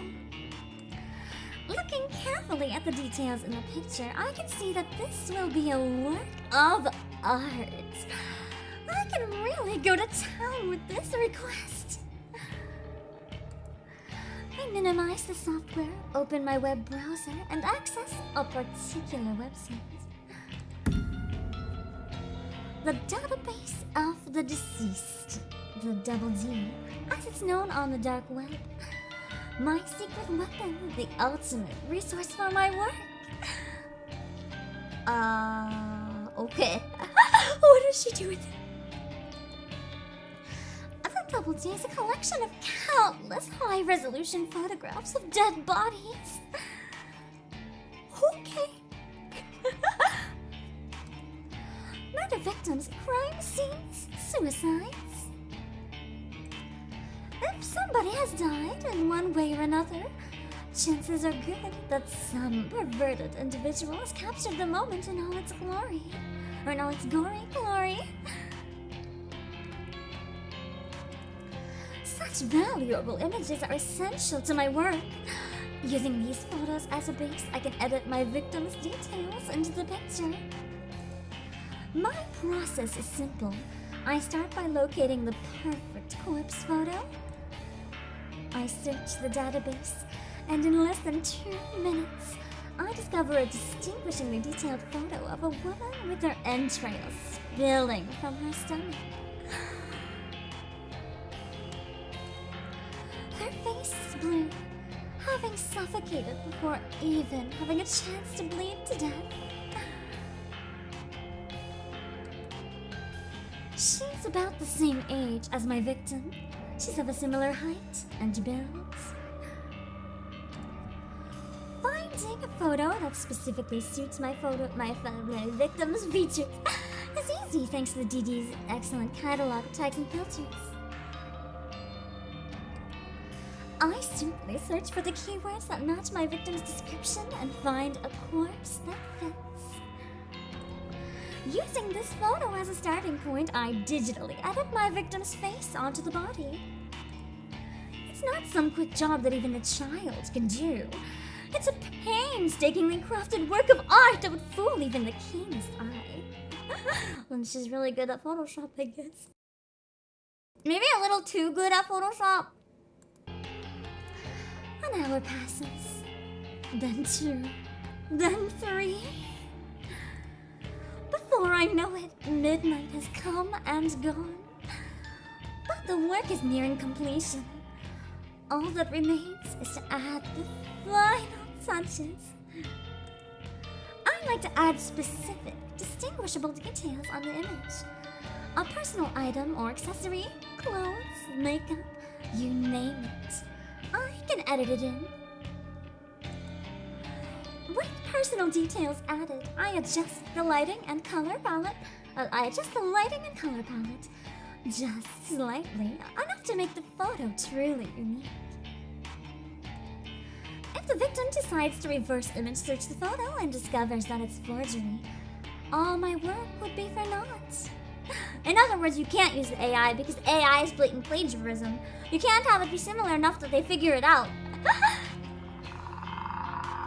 And with that, the masterpiece is complete.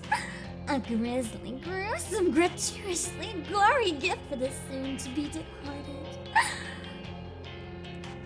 The victim will receive this photo of a corpse that is, for all intents and purposes, a perfect replica of her own physical form. She will open the image on her phone and the life she once knew will crumble to pieces. Oh boy.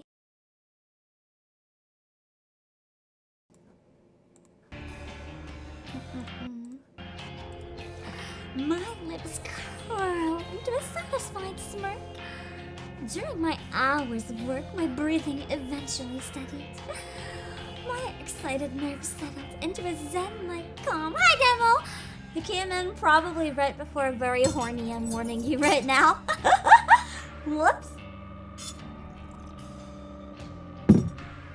I feel like either everyone got so scared of me they ran away, or all you guys are lurking because you're too scared right now. But seeing the finished art piece now, I began to feel my heart pounding once more. The macabre vision before me is exhilarating. Adrenaline and dopamine surge throughout my body, giving me a sudden head rush of bliss. To say that I'm attracted to the sight of blood and guts would be misleading. No, I'm not into that at all.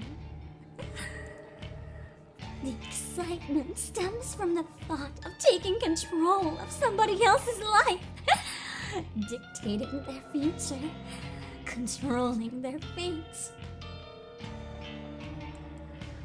For with the creation of this image, I have taken the victim's life into my own hands, like a puppet master pulling the strings of a marionette. By forging this convincing creation, I will compel the victim to take her own life. Oh, that's how it works, yo! That's so fucked up. That's right. My own hands need not become stained. The hands of Corpse Girl have never been dirtied with the blood of a victim. So she's never actually killed anyone. Yo! She's just so good at getting on into their brains that she makes them end themselves. That is really fucking creepy. Emma! Nina! Let's give you for the raid! Hold on, this one's a gift. Let me give you a proper shout out. And as well, if you want a song request, let me drop a link. And I'm always more than happy to give a song request. Oh, hold on. Let me get my Twitch back up. I don't have any dashboards up or anything because, I didn't need it because my computer died. So, let me give you a proper shout out. And here's my song list as well in case you want a song request. If you don't, it's all good. Also, Maple, so thank you! Like you! As long as it's not the Akiba Made War style made, and if it is, I hope you're okay. Like karaoke, yeah! I have a song list, and that's ones I know, but you can also request anything else if you want. If I know it, I'll sing it. I'm always more than happy to take one request when someone gives a raid. I think I'm well enough to do it again. Might have to do, short, just in case, but short version if I'm a little worried, but I think I'm okay to try it. Here we go.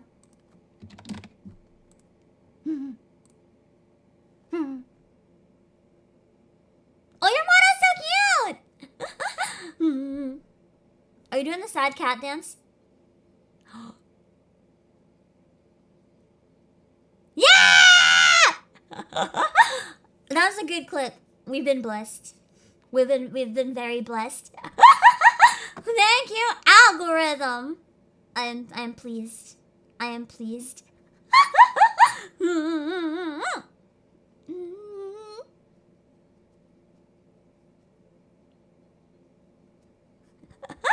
I came in here to try to to make a sad cat meme, but it's a lot harder with live 2D. I gotta figure it out. Thanks for the raid!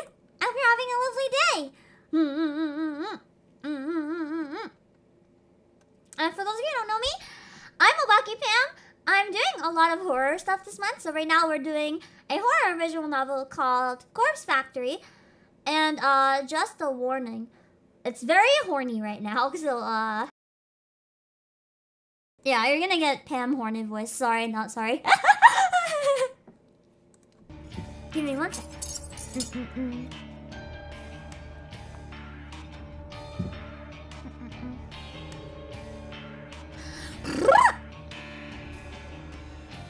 Yeah, she loves her Facebook. She's really into social media. Noriko, you played it! You played it! That makes me happy. You know the game. Was it what you were streaming as well? We're still pretty early because I've been voice acting all of the narration itself, but it's really fun. Also, DevOps, hello! Oh shit, I skipped some stuff. Hold on. That is the true nature of my work. Carefully crafting corpse photos. Carefully crafting corpse photos in such a way to convince the victim that their fate's already sealed, and no matter what they do, they cannot escape the death that awaits them. And the date stamped on the photo is the icing on the cake, the ultimate driving force behind the victim choosing to end their own life. The one is legendary. He finished it a couple weeks ago, and also did the VA. Nice. I'm glad it's what you rated. Thanks for passing it on. I actually played the demo last year, but I haven't been able to have an excuse to play it yet. So I figured Halloween is perfect excuse. I'm gonna try to finish it at least before November 15th. I don't know if I'm gonna finish it before Halloween, but we're gonna play it once or twice a week for now because I really want to power this one out. It's something I've been looking forward to for like a year. A date so near in the future. A time that has not yet occurred. A fiber of uncertainty carefully interwoven into their image that causes the victim to pause and consider the possibilities. Oh, thank you for the follow. Is this photo from the future? Is this truly my fate? How can I outrun a future that's been pre-decided? These are the thoughts that run through a victim's minds. Thank you! You have an amazing night as well, and good luck with your stuff!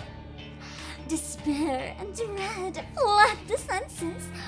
Overwhelming anxiety gives way to calm acceptance. This is my dead body. This is how I die. Why should I fight it?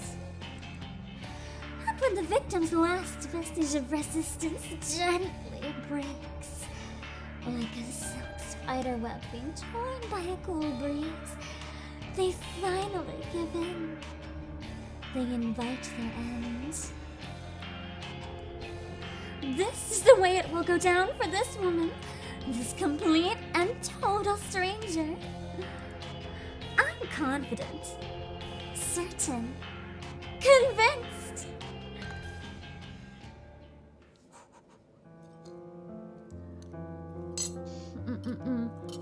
Yeah, she's playing 5D chess, 100%.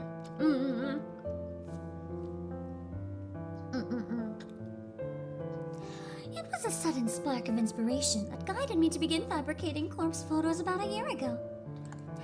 I can never quite recall exactly what it was that spawned the idea.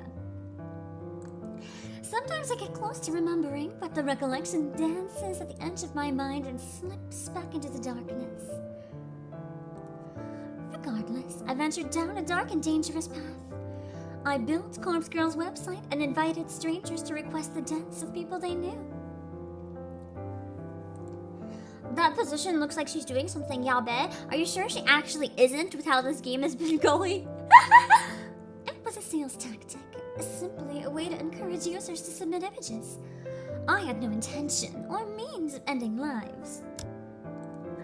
Little did I know of the true power I wielded. I only intended to create corpse photos and send them to people for fun. I wanted to startle and scare some unsuspecting fools. It would be a lie to claim that I didn't get off on it. See? Told you she's probably doing something. You're not imagining The thought of people shrieking in fear at the sight of their own corpse was more than delicious. It sated my budding lust. It filled a dark hole in the depths of my soul and gave me purpose. Never in a million years did I dream that one of my corpse photos would result in the death of another human being. Hi, cats! I'm sorry you walked in for horny time. She's really horny for dead bodies. Well, more like she's really horny for convincing people to kill themselves. And for social media, she's just really horny. I told you guys she's a freak. The size of the world, hello. I'll never forget her name. You know, because you never forget your first. Really hot to know. 20-something. Slim, gorgeous. Eyes that took my breath away the moment I gazed upon her portrait. She was the first person to make me feel bad about crafting hoax photos. The only person to make me feel bad about it. But I did it anyway. Corpse Girl never rejects a request. It's her, my conviction. I forged a beautiful rendition of her death. Thanks to some rather macabre sources of photos obtained via the database of the deceased, I strung Ruri's corpse up in a field like a ghoulish scarecrow. The photo was incredible. It was my 5th or 6th work. The 5th or 6th time a user of Corpse Girl's website requested a death. Rudy Hathano died just hours after receiving the photo. I don't know why. I don't know if she killed herself or if someone murdered her. But I know one thing. One sec.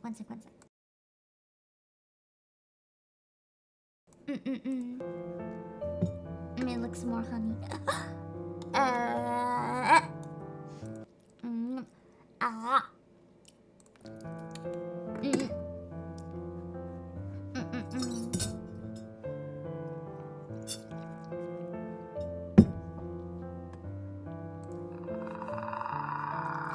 Rudy Hatsano's body.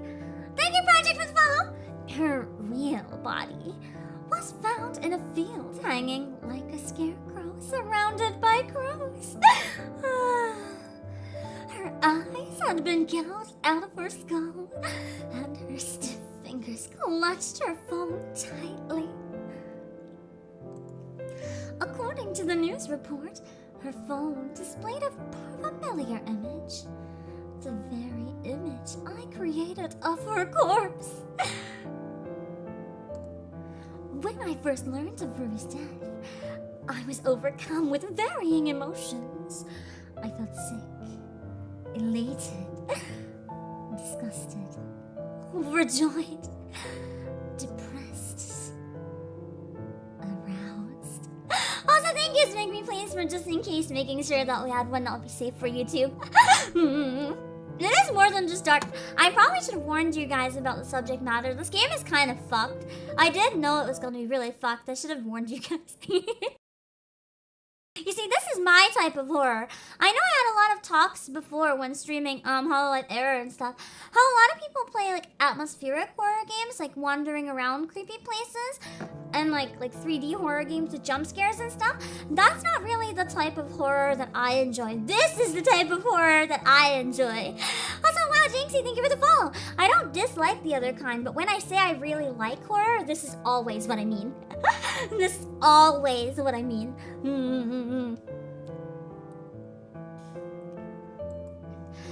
Had I somehow caused her death? Was Corpse Girl responsible for taking a life? Even though my hands weren't stained with blood, I still felt responsible. A lurid truth descended upon me at that moment. Corpse Girl had the power to end lives. And the more it dwelled on that fact, the more obvious it became to me.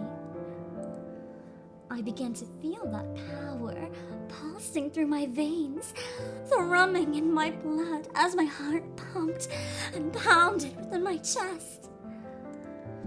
I can't explain how the power works, and I don't know why I have it.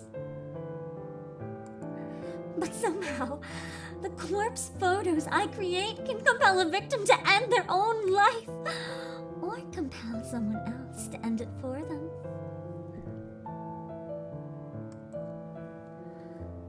Rory died in a way that I envisioned.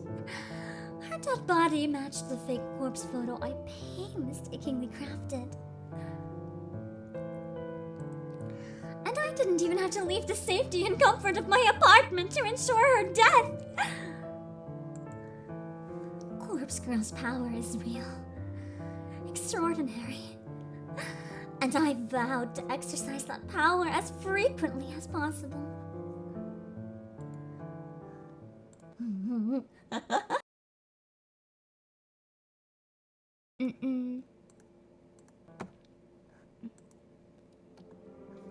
Rudy Hathano died last year. Since then, I've been chasing that rush, that thrill that comes with snuffing out a soul. Hello, unknown character. It's more like scarecrowification.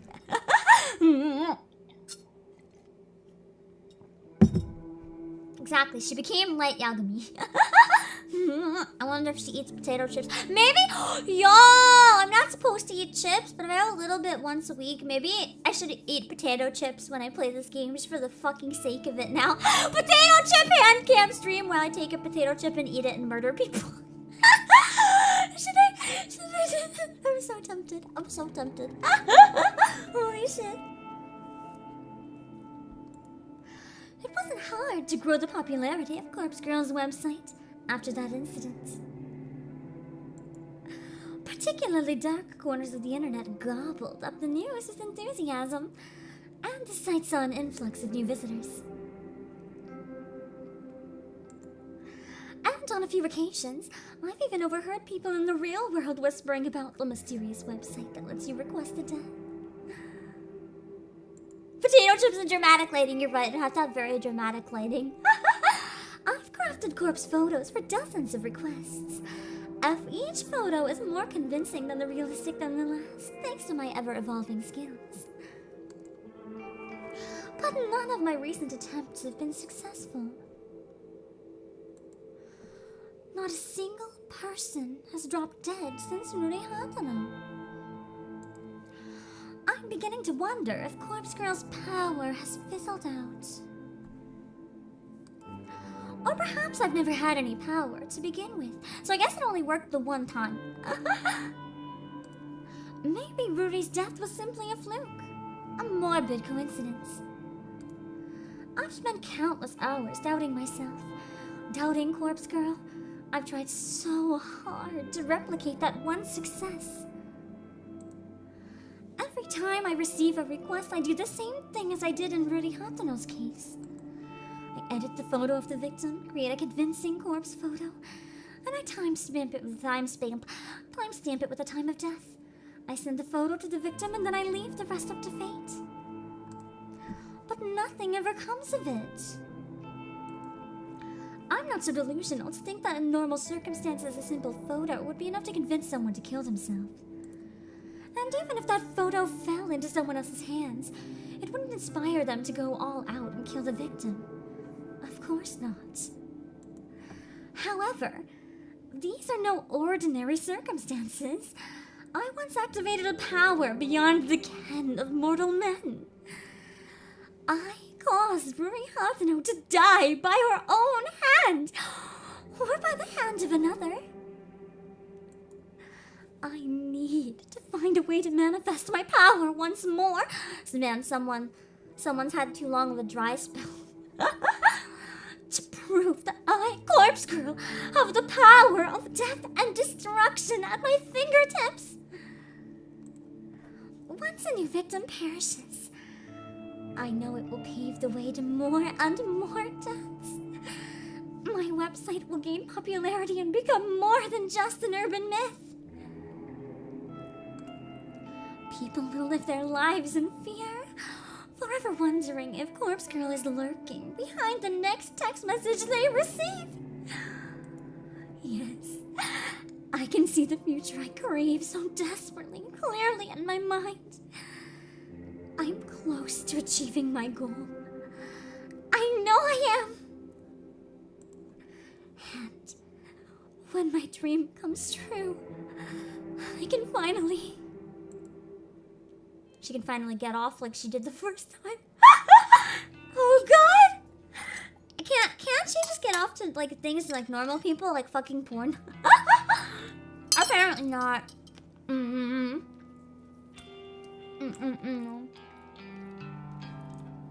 She would get off on Death Note.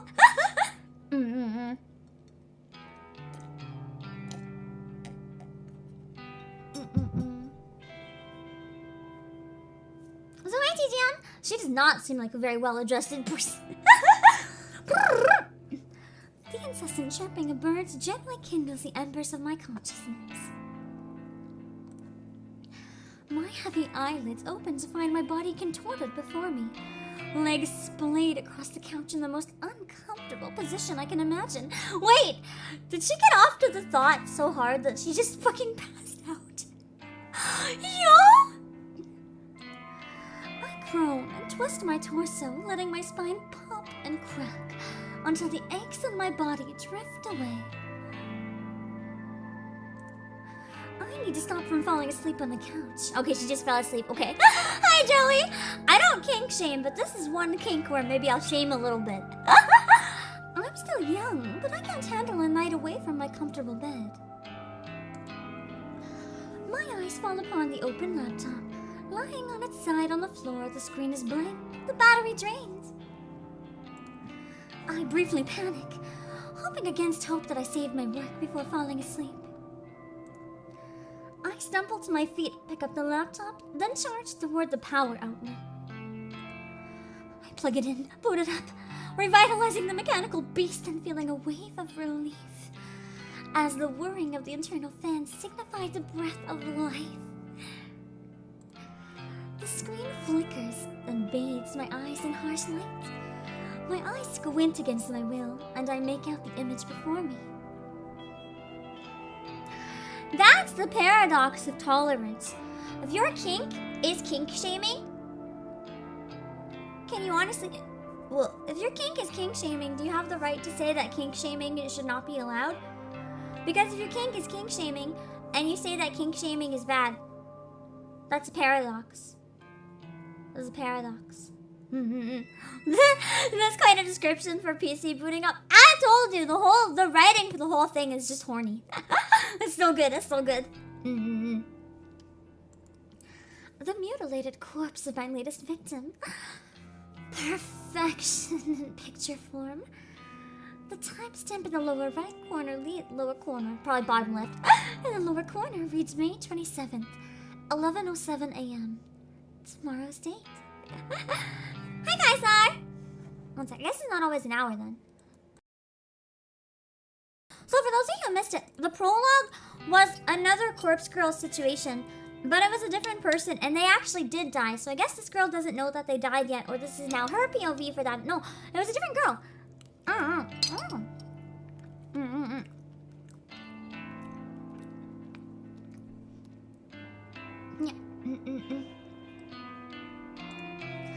The photo is ready to be sent out. If I send it now, the victim will receive it immediately, notice the date, and realize her death is imminent. It's time to set the wheels of demise in motion. Leaving my laptop at the outlet, I quickly dart into the kitchen. Give me one sec.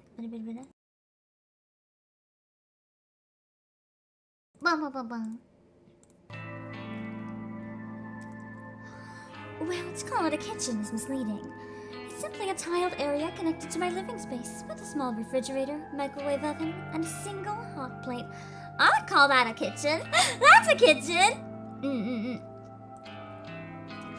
A small stack of drawers is nestled next to my fridge, and I pull open the second drawer from the top. Plunging my hand inside is always an odd sensation. My fingers get buried underneath a dozen cheap plastic flip phones. I grasp one of the phones between my thumb and forefinger and remove it from the drawer. They really... This game was made by Degens. We really don't have to use this careful wording, but they really did. I'm not complaining, just an observation. It's a scratched up pink model from 2010 or so. A relic from a time not all that long ago, but that may as well be forgotten. I flip the screen up and turn the device on, relieved to see this artifact still holds power. To be fair, I charged up all of these photos just a few weeks ago, but the fact they retain a charge after being inactive for so long is a testament to their engineering. In any shady line of work, these kinds of phones are referred to as burners, cheap disposable devices that are discarded as soon as their purpose is fulfilled. I acquire them by rather unsavory means, but that's neither here nor there. Probably like killing the owner. I use these phones to send out the photos I make. By doing this, I avoid using my personal phone and thus prevent anything from being traced back to me. One sec.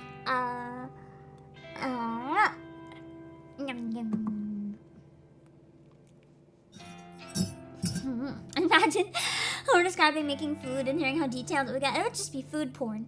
The way she describes everything is so fucking horny.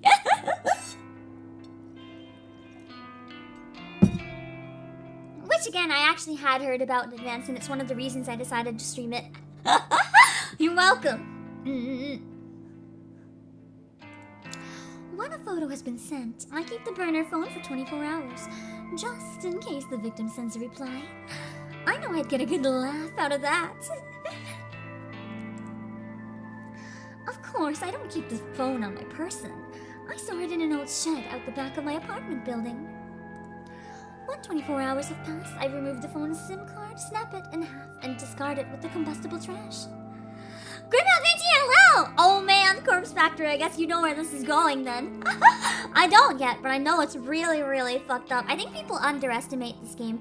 They're like, a visual novel, it can't be that scary. This is pretty fucked. Yeah, she is definitely an edgelord protagonist. I feel like this is honestly a really underrated game because it was such a small indie game. So I'm really happy that I can play it now and help to help to share it with more people. The phone itself gets smashed and trashed in the dumpsters outside a convenience store. Also, Matthews, hello! Oh, thank you, Grimfield, for following! I also deleted the photos off my hard drive and cleared the internet history. Obviously, I don't even use my own internet connection at home.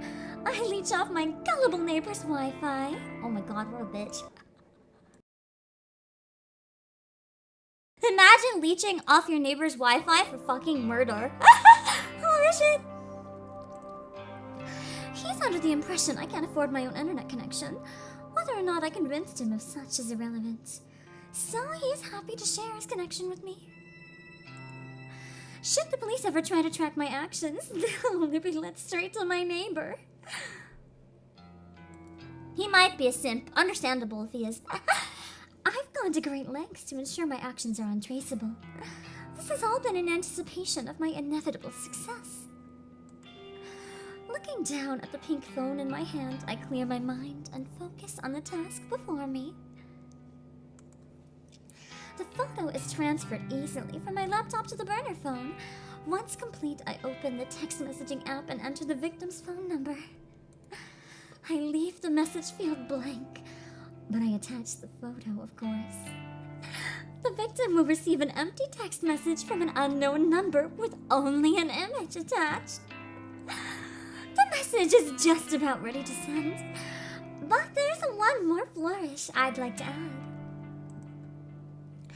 I open a particular app I previously downloaded to my burner to every burner phone. It's simply called Number Mask, and it's one of those ingenious apps one of the most ingenious apps I've ever used. The app asks for the number I want to use. I punch in my memorized trademark 66633, 66622, 66644, 666. That's an awful long number though. Why not just like 6666666 or something? Why? Why are the 3, 4s, and 2s?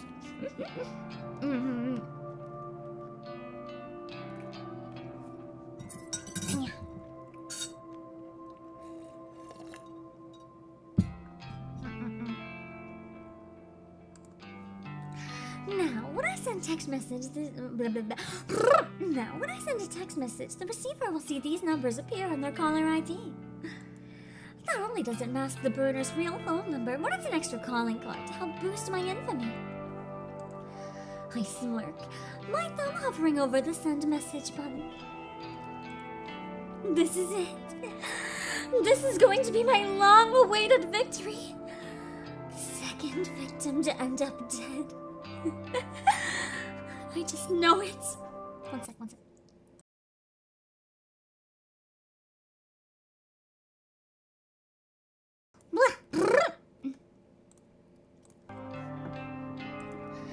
This is the stepping stone to my success. The second of many bodies. I'll pave the way to my glory. I send the message.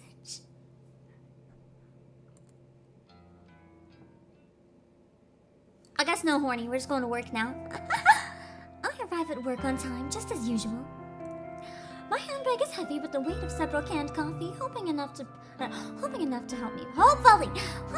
help me power through the day after having such a late night. I can't help but yawn loudly as I wait for the elevator in the lobby. Just before the elevator doors open, my phone starts to ring. I step aside and answer the call. Hey. Hi, Noriko. Good morning. Oh yeah, her voice is really cute in the full game. Not at all. I'm just about to go into the office. She's my high school friend who's the one who, No, she's someone else's high school friend. I don't actually know what the relationship between her and Corpse Girl is. She was in the demo, but, not interacting with me. I don't know much about her other than she's friends with someone else who died before.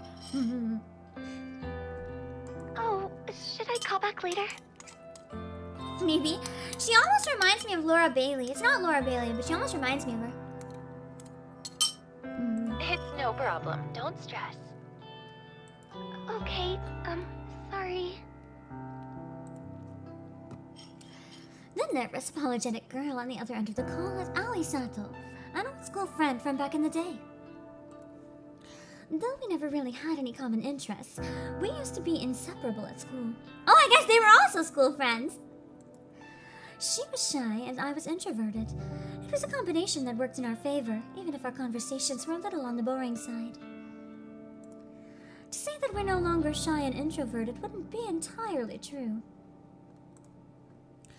Allie has gotten better. She's definitely more outgoing, but she still suffers from a great deal of social anxiety. Relatable, bruh! Bruh! I don't actually watch Critical Role, unfortunately, but I know of it. As for me, I'm still pretty introverted. My tolerance for being around other people has improved a bit, but I do prefer solitude, and visiting places I've never been to before puts me on the edge. To call Allie my best friend would be accurate. She's my closest confidant. Even so, she knows nothing about my part-time masquerading as Corpse Girl. No one does. And I plan to keep it that way. I wonder if she does, and she's not letting on. Because she was connected to the other girl who actually did kill herself. So, Aoi, what did you want to talk about? Oh, well, you see, that guy at work is still bothering me, and I wanted to see if you had any more advice for me. Is this advice to murder him? Ah, jeez. The older guy that always hits on you. Yeah. What a creep. You're 19, for God's sake. He must be, what, 50? Whoa! Unless both parties employees are very clearly interested, that's pretty creepy. Pretty fucking creepy. I think he's 52. That's even more of a gap. You know his Hitting actual on age. barely not high school girls. Exactly, I happen to have this very convenient website. You want the address? Well, whatever.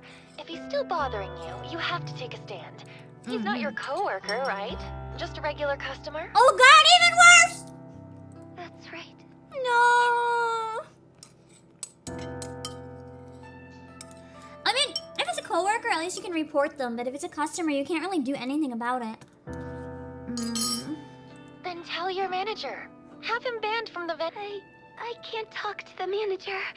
I don't want to cause trouble for the company. Fuck the company! Cause trouble for the company. I think this is an exception where you really should. Please, girl. Sometimes you need to stand on your own 2 feet. Exactly. Why is it so hard for people to just like not be a creep? I mean, that age gap is a little weird to me, but it's fine if both people are clearly interested. But very clearly, she is not. She is not. The girl with the brown hair seems like Anne from Persona 5. Let me look it up. I think it might be Anne. I'm not sure. It might actually be Anne. Hold on.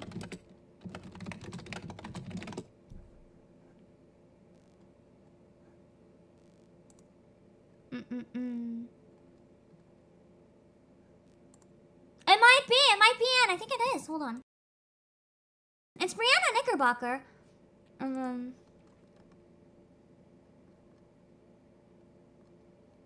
not remember the name of who did Anne, but I know that this person has done a lot of stuff. Maybe it's not the person who did Anne. Hold on.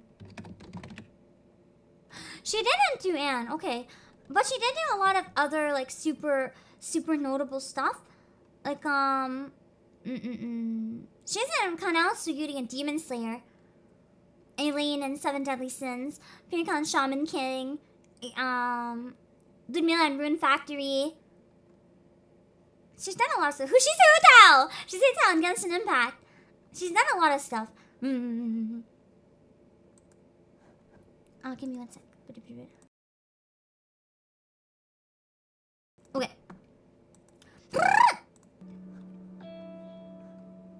I know. Oh, that was so heartbreaking the way she said that. Also, I didn't know hello. Yeah, she does Hutao. You would know. Well, I love the tell him you Hutao won't icon. stand Fuck! being We missed some groped dialogue because I anymore. thought I was scrolling in a His different behavior window. is simply unacceptable, and if he won't change, Then you kill won't him. serve him anymore. Wait, what? Grope? That's not hitting on yo! No.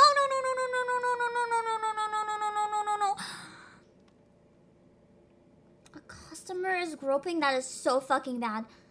That is so fucking bad. So fucking bad. Holy shit. Okay, we're definitely killing him. He's scary, Noriko. I don't know if I can confront him like that. Then I'll kill him for you. He's always drunk. Even before he comes into the place. I try not to serve him too much, but... That makes it a lot trickier. Because he's probably dangerous. Are you sure you can't? I agree quit with that Kat. That's why you talk to your job? fucking manager. Working at a maid cafe really doesn't suit you at all. I thought you wanted a government. This is happening at a maid cafe? Yo, hasn't he ever heard of look but not touch? Like, yo, what the fuck? Every maid cafe has like a pretty strong policy, like don't touch the fucking maids. I do. I want to work in a cozy office, kind of like you, but you know I don't have any qualifications. Why don't I see if there's anything open here? I can kill someone and open a spot for you. This job, remember? Let's just fire Sheena. Have her there instead. Shinya. Maybe. He was always a nice guy, right? Yeah, the one I'm treating like a dirtbag. He's super nice. Stick in the mud, but a nice one. Noriko, don't be mean. Yeah. You want me to ask? Yes, please. I don't feel like she has any It's right to ask no him for trouble. any fucking favors. After rejecting his It's friend no request trouble. in the way she I'll talk did. to Shinya.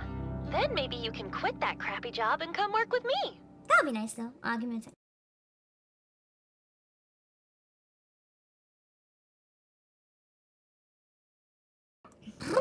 Okay. I feel like maybe the reason she's not serious. She might know that the manager probably wouldn't that care. really does sound wonderful. Thank you, Noriko. I'd be so Because lost some without managers you. just don't. It's a shame. Don't be silly. You're amazing, Aoi. Leave this to me. Thank you. But hold on.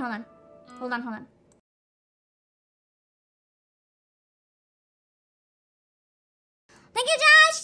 Okay, here we go. I end the call and leave a sigh. Having to go and ask Shinya about a job actually is a pain in the ass, but I'd never admit that to Aoi.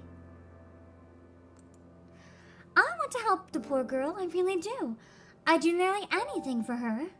Because she's my only actual friend.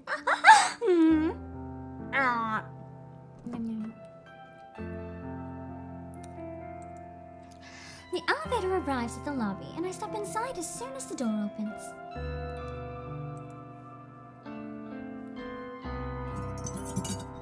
Good morning, Kurosawa. Good morning! Fujikawa. Good morning. Is it buffering? Shinya takes me by surprise as I exit the elevator. Has he been waiting for me here? It's kind of creepy, actually. I wanted to catch you before we sit down to work. I sent you another friend request. Can you make sure you got it? Hold on. This is pain. This time? This is actually pain. Oh, yeah. Okay. What am I supposed to do when he keeps putting me on the spot like this? I try not to groan as I get my phone out and open noise. She could just, say that you're not adding him. Stop putting him in this position! It's impossible to hide my screen from Shinya's piercing gaze. What didn't go through? Well, what do you Oh, know? Yeah, I have a new friend request. Aww! She's gonna actually do it this time. And then probably delete him again later. Holy shit! Oh, great. It worked this time. Go ahead and accept it, please. Yeah, sure thing. I hesitantly accept the request. A little fireworks animation pops up on the screen with a celebratory message about making a new friend. Yay! Yay! Looks like we're officially friends now. So, can I call you Noriko from now on? Okay, that yay was really cute.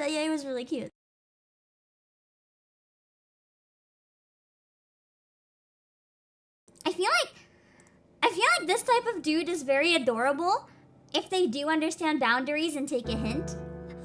This guy clearly doesn't. But this would be a fucking adorable dude if he actually understood boundaries. But he does not, so he's creepy. Oh my god. I've never cared much for formalities. I try to adhere to them in the workplace, but honestly, I don't care if people refer to me by my first or last name, regardless of whether they're friends or not. That's fine. You can call me Noriko. Oh, now I just continue misleading the poor shit. No one's normal in this game. Shinya's eyes light up. That seems to have made the boy happy. Thank you. Oh, you can call me Shinya, of course. I want to give this man's voice actor an award. A big award. Hey, we've known each other since junior high, right? Shouldn't we have been on a first-name basis anyway? Oh my god, have I been doing this to him since junior fucking high school? Have a good sleep. That is terrible. Yes, that's true, but we're in the office now, you know? It wouldn't do if you started working here and called me Shinya right away. I suppose. Anyway, I'm really glad we're proper friends now, Noriko. Maybe we can get a coffee sometime. Hey, that's come off a bit strong. I can't help but feel like he's really trying to push his luck as far as it will go. Any suspicions I had about him having a crush on me are now confirmed. I brush a stray lock of hair out of my face and smile as sweetly as I can while I change the subject. Hey, actually, I wanted to ask you something. Are there any more temp jobs available here right now? Yeah, he's apparently known me since junior high, and he's still not clued in that I am not interested. Temp jobs, huh? Are you looking to pick up extra hours? No, not exactly. I'm asking for a friend who needs a new job. A friend of Noriko's. Well, let's see. We pretty much always have data entry roles up for grabs. Unless your friend wants something more interesting? Nah, Do she they said have she any wants particular boring qualifications? office. They have no qualifications, according to them. Please hire my friend with no qualifications. Not really. Data entry is more than fine. Actually, you already know who I'm talking about. Remember Aoi Sato? Aoi Sato. Yes, I think I do remember her. That really shy girl from our school days, correct? That's her, yeah. Wow. I never knew you were still in touch with school friends, Noriko. What about you? Did you just admit that you don't want to be friends? Because what about you? I know you from school, bro. Aoi's probably the only one. We're fairly close. Actually, she just admitted that she doesn't like him at all. They're not friends. Is that so? As for me, I don't really have any friends from back then. Shinya's heartbreaking confession doesn't surprise me too much. He doesn't strike me as the type of person to have many friends at all. Sure, I'm the same, but... No, but what am I saying? We're friends now. So No, I we're guess not. I do keep in touch with school friends. About that. Yeah, I guess so. Oh god, that line reading. Hey, How does he I'll not ask my clue in? superior Is he if we can get really Sato an interview. stupid? Is that okay? Is he really stupid? He's gotta be flat out like completely stupid. I'd really appreciate that. Thank you, Shinya. Cause how else could he possibly not clue in by now? No problem. Leave it to me. Yeah, he just does not understand boundaries. I would definitely avoid him like the plague too. He's having too many red flags for the type of person that can become a little scary. I bet he's also a yandere. He gives me an awkward salute before skipping away. Our little exchange has obviously made him pretty happy. For some reason, something that Tomoe Watanabe said yesterday pops into my mind. She mentioned that I'm leading Shinya on, but that's not true, is it? What do you guys think? I shake the thought out of my head. I'm just being nice to him. That's not wrong. That's true. That is... Yo! She was leading him on with the friend request, but like, other than that, she's trying to be polite. She's legitimately trying to be polite. If he takes polite for I want a date, that's his fucking fault. He should be able to read the vibes. I take a seat at my desk and perform my morning ritual. From my handbag, I retrieve my headphones, coffee, and breath mints. Computer on, music playing, coffee open. It says it is? Okay, I was looking at IMDb. Maybe the IMDb page just like wasn't showing that she voiced Anne, even though she voices Anne, or maybe I clicked the wrong person. If the Kickstarter says it is the same voice as Anne, then maybe it isn't. I read it wrong. That's entirely possible. Coffee in your bag. It's canned coffee. In Japan, you can get canned coffee in a vending machine. My fingers tap rhythmically against the keyboard, and I slip into the usual workday trance. We might have to stop kind of soon, by the way. Just a heads up. Hold on.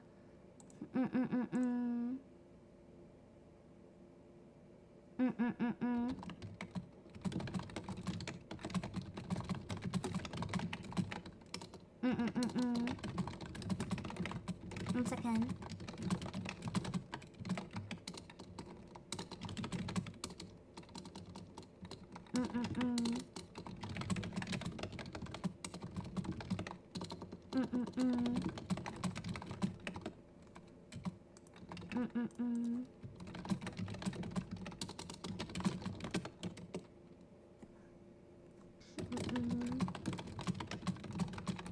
One second. Okay, here we go. Sorry, I was just checking on a message from Akka because we have a collab soon.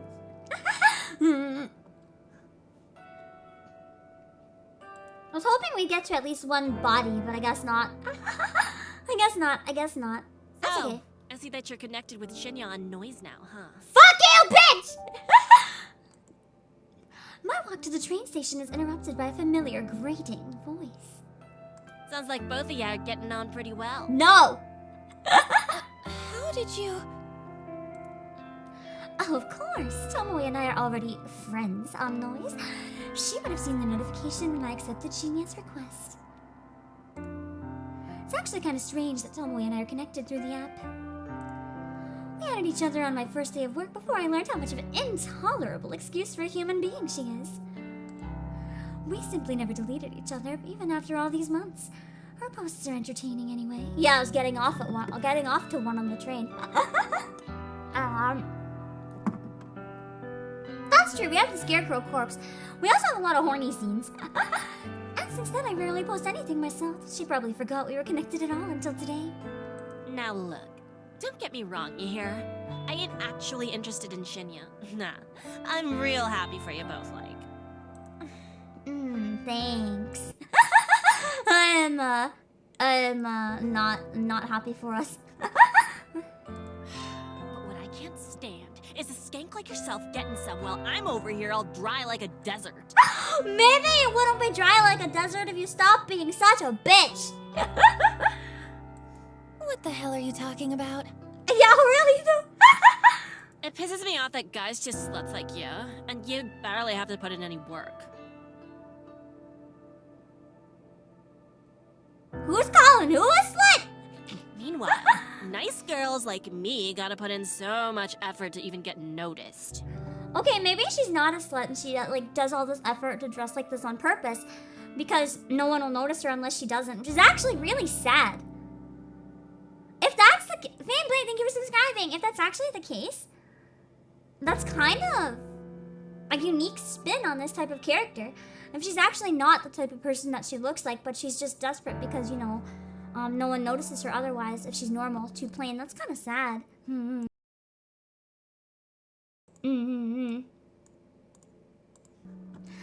been hello. You think all of this is just natural? I put so much effort into how I look, you know? And guys like Shinya don't even bat an eyebrow at me. You mean bat an eyelid, right? Yeah. Whatever, it don't matter. I'm sick of skanks like you getting everything for nothing. Well, it's not my fault. I'm trying to reject him here. Look, let me be honest with you.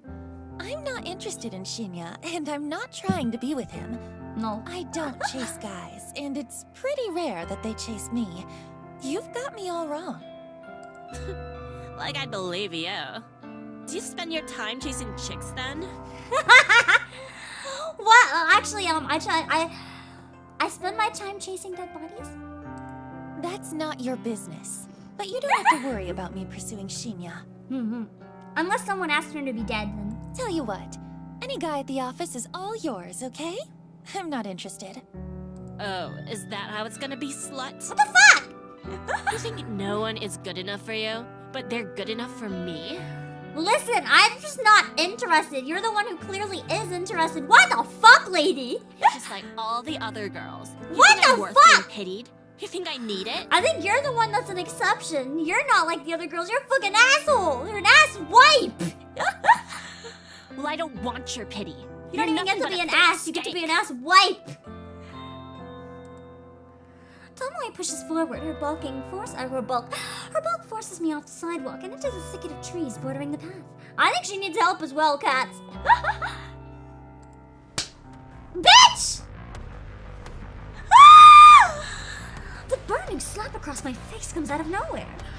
I'm blinded by white stars and my entire face feels like it's on fire. The strike is hard, sharp, vicious. It happened so suddenly that I'm having difficulty processing it. I stumble, but my legs don't quite give out. My mind races, trying to put together what just happened. Tomoe hit me. Why? Why did she hit me? There's a strange sort of disconnect in my mind. My body doesn't feel like my own. Like this isn't actually happening to me, but rather I'm watching it happen to someone else. seems to slow down and speed up all at once. The slap replays twice in my mind before Tomoe's hand even leaves my face. I catch a glimpse of her furious expression, red, and strained and overcome with anger. I hate you. I hate everyone like you. Don't pity me. Oh, wow. Okay, wait, what the? Hold on.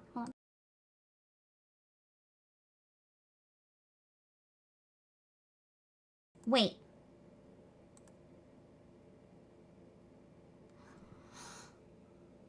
She's talking about working so hard to get noticed, right?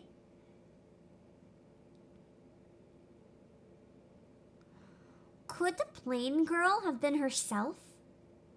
Without the makeup and maybe a wig or something, or before she dyed her hair? Because if that's the case, maybe she got the photo of her future dead body and she's panicking, and that's why she's reacting so, like, irrationally. I wonder. Don't tell me if I'm right, though. I don't like spoilers. The second strike connects with my chin, I flinch. My entire body paralyzed with pain. She hit me again? Stop! I hate you. I hate you! Oh, drip. Tomoe has lost it. She's absolutely furious, and I can't figure out what I did wrong. The third attack is a curled fist aimed straight for my stomach. Through sheer luck and complete accident, I tumbled backwards, narrowly avoiding the punch and instead landing on my rear. The pavement is rough and hard, but I'm sure it feels a lot better than taking a fist to the gut. Tomoe screams and rushes at me, but I scramble to my feet and grab her by the wrists. She flails widely, her eyes looking like they'll pop out of her skull at any given second. Her breathing is harsh and ragged. Tears of rage have caused a flood of clotted makeup to run down her face. Calm down! Why is she so worked up? She struggles against me, slowly giving in as my tight grip prevents her from attacking me further. She begins to sob softly. I hate you! I hate everything about you! Can we appreciate Tomoe's voice actor? Holy fucking hell, is she good? That, like, distressed yelling? Oh. Oh, there goes my mouse. Hold on. What the hell? Sorry, I can't believe she hit me. the way she said it. What I missed?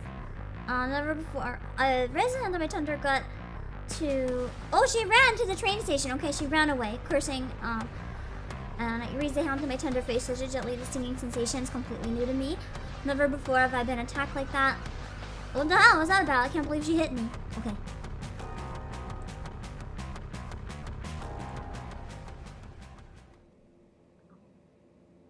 I think we're gonna probably have to stop. Hold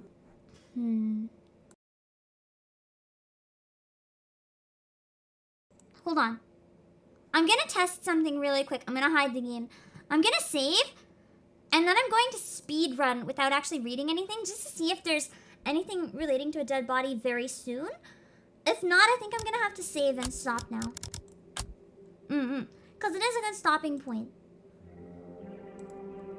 If there's nothing really, really soon.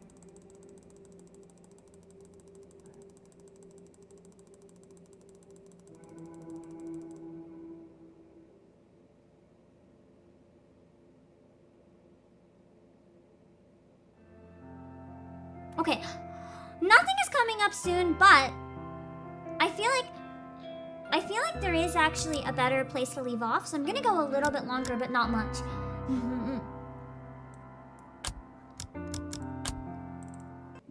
I think there's a better spot to stop coming up. We're gonna stop there instead.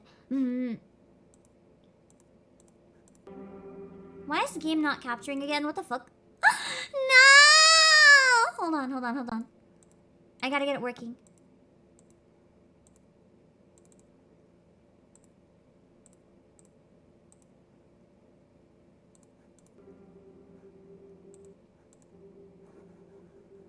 Fuck. Hold on! Oh, it's back. Okay. It's back. Here we go. Okay, I missed like one line in the log. The pack of frozen vegetables pressed against my face soothes my swollen jaw, but does very little to calm my nerves. I'm still on edge after what happened today. Tomoe actually physically attacked me, all because I said something, I'm not sure what, that provoked her anger. Maybe that girl's more complicated than I gave her credit for. Seems like she has her own inner demons, just like the rest of us. I've replayed the event in my head 100 times since returning home. Without confronting Tomoe about it, I don't think I'll ever figure out what incited her aggression. But I don't plan on talking to her about it anytime soon. I wouldn't say I'm scared of her, but I don't exactly want to encourage a repeat performance. I rest the bag of frozen vegetables on the small coffee table next to me. I think I've done all I can to reduce the painful swelling for now. Sighing and leaning back, I let the soft padding of the couch consume my body as I sink deeper. My eyes glaze over as I bring my phone to my face. My fingers lazily tap and scroll as I look through a carefully curated obituary newsfeed, a list of deaths that have been reported throughout the day. Using a set of handy filters, I narrow the feed down to include only women's deaths, in the age range of 30 to 50. I set the location to cover all of Japan. I immediately exclude any results that mention natural causes of death. I'm looking for specific cases. Suicides, or as in more often reported, accidents. Of course I'm looking to find out whether my latest victim has offered herself to Noriko's horny crimes.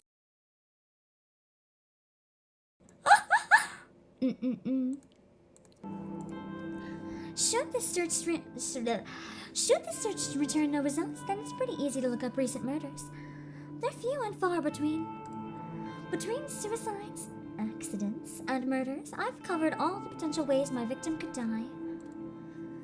9 out of 10 search results include a photograph of the deceased. Not a photo of their corpse, mind you. This isn't the database of the deceased I'm looking through. Rather, it's unusually a nice, flattering picture of the recent departed submitted by their kin to go along with the obituary. I use the photos submitted with obituaries to compare and match with the images of my victims. This is the only reliable way I have to discover whether or not my victim have perished. If I knew a victim's name, I could easily look up their current fate, but my website doesn't ask for that information.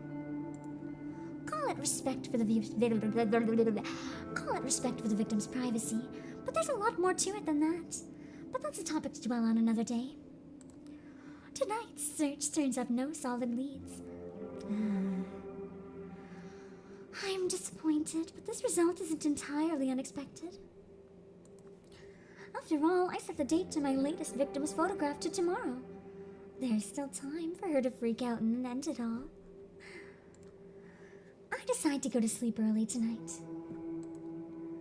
I'm not even feeling hungry enough to eat the cheap convenience store meal that's been sitting in my fridge since yesterday. Though, if I go to sleep now,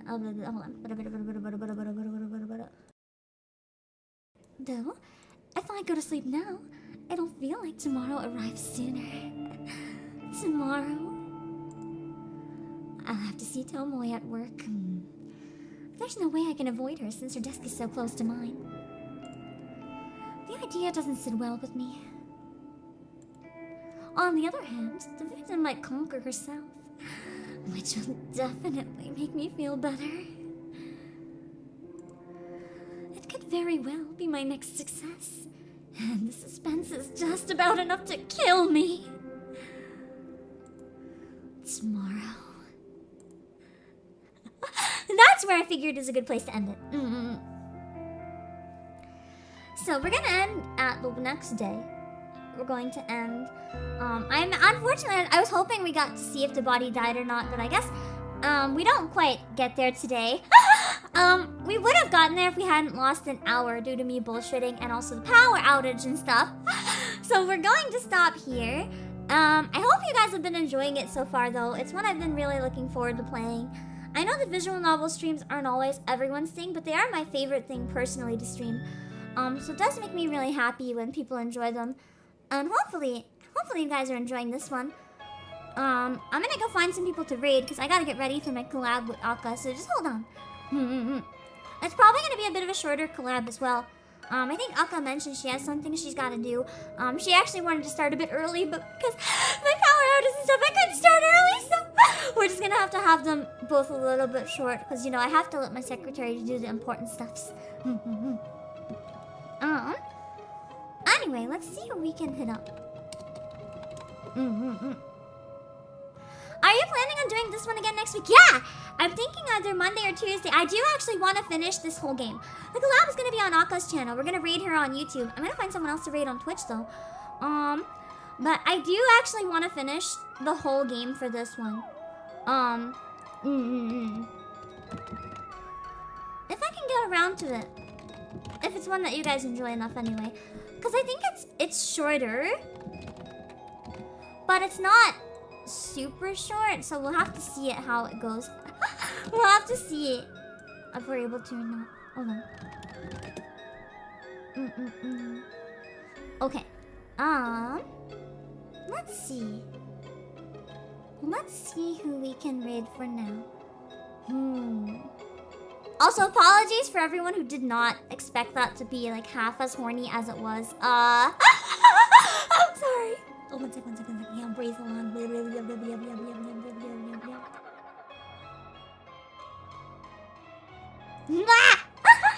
I like... If I scream too loud for too long, sometimes this happens. It's my fault for being so startled earlier. I just didn't expect my hand to bleed that much, and then I didn't expect the power to go out, so it's my bad. We're going to raid Yuikai's 24-hour birthday subathon on Twitch. Let me just get a screenshot of her stream. I will actually be on her stream later as well. Quite late at night after the collab with Akka. A couple hours later, I think 1 a.m. EST. I'm gonna be joining Yuikai's stream.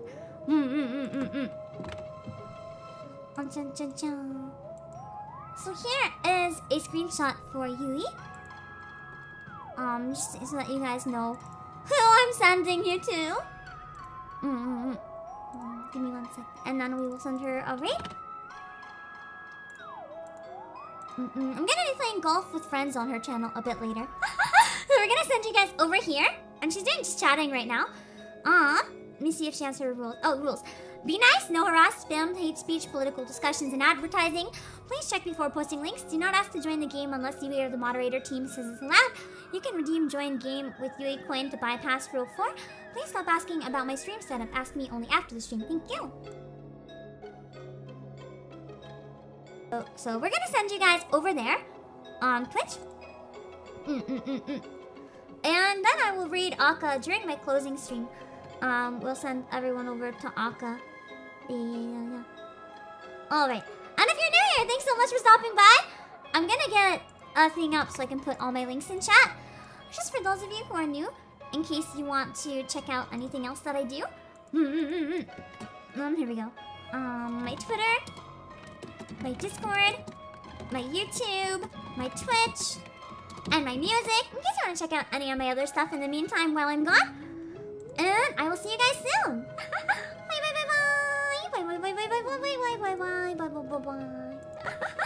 Also raid Akka. Or no, raid Yui, and then we'll raid Akka while the screen is on. Hold on.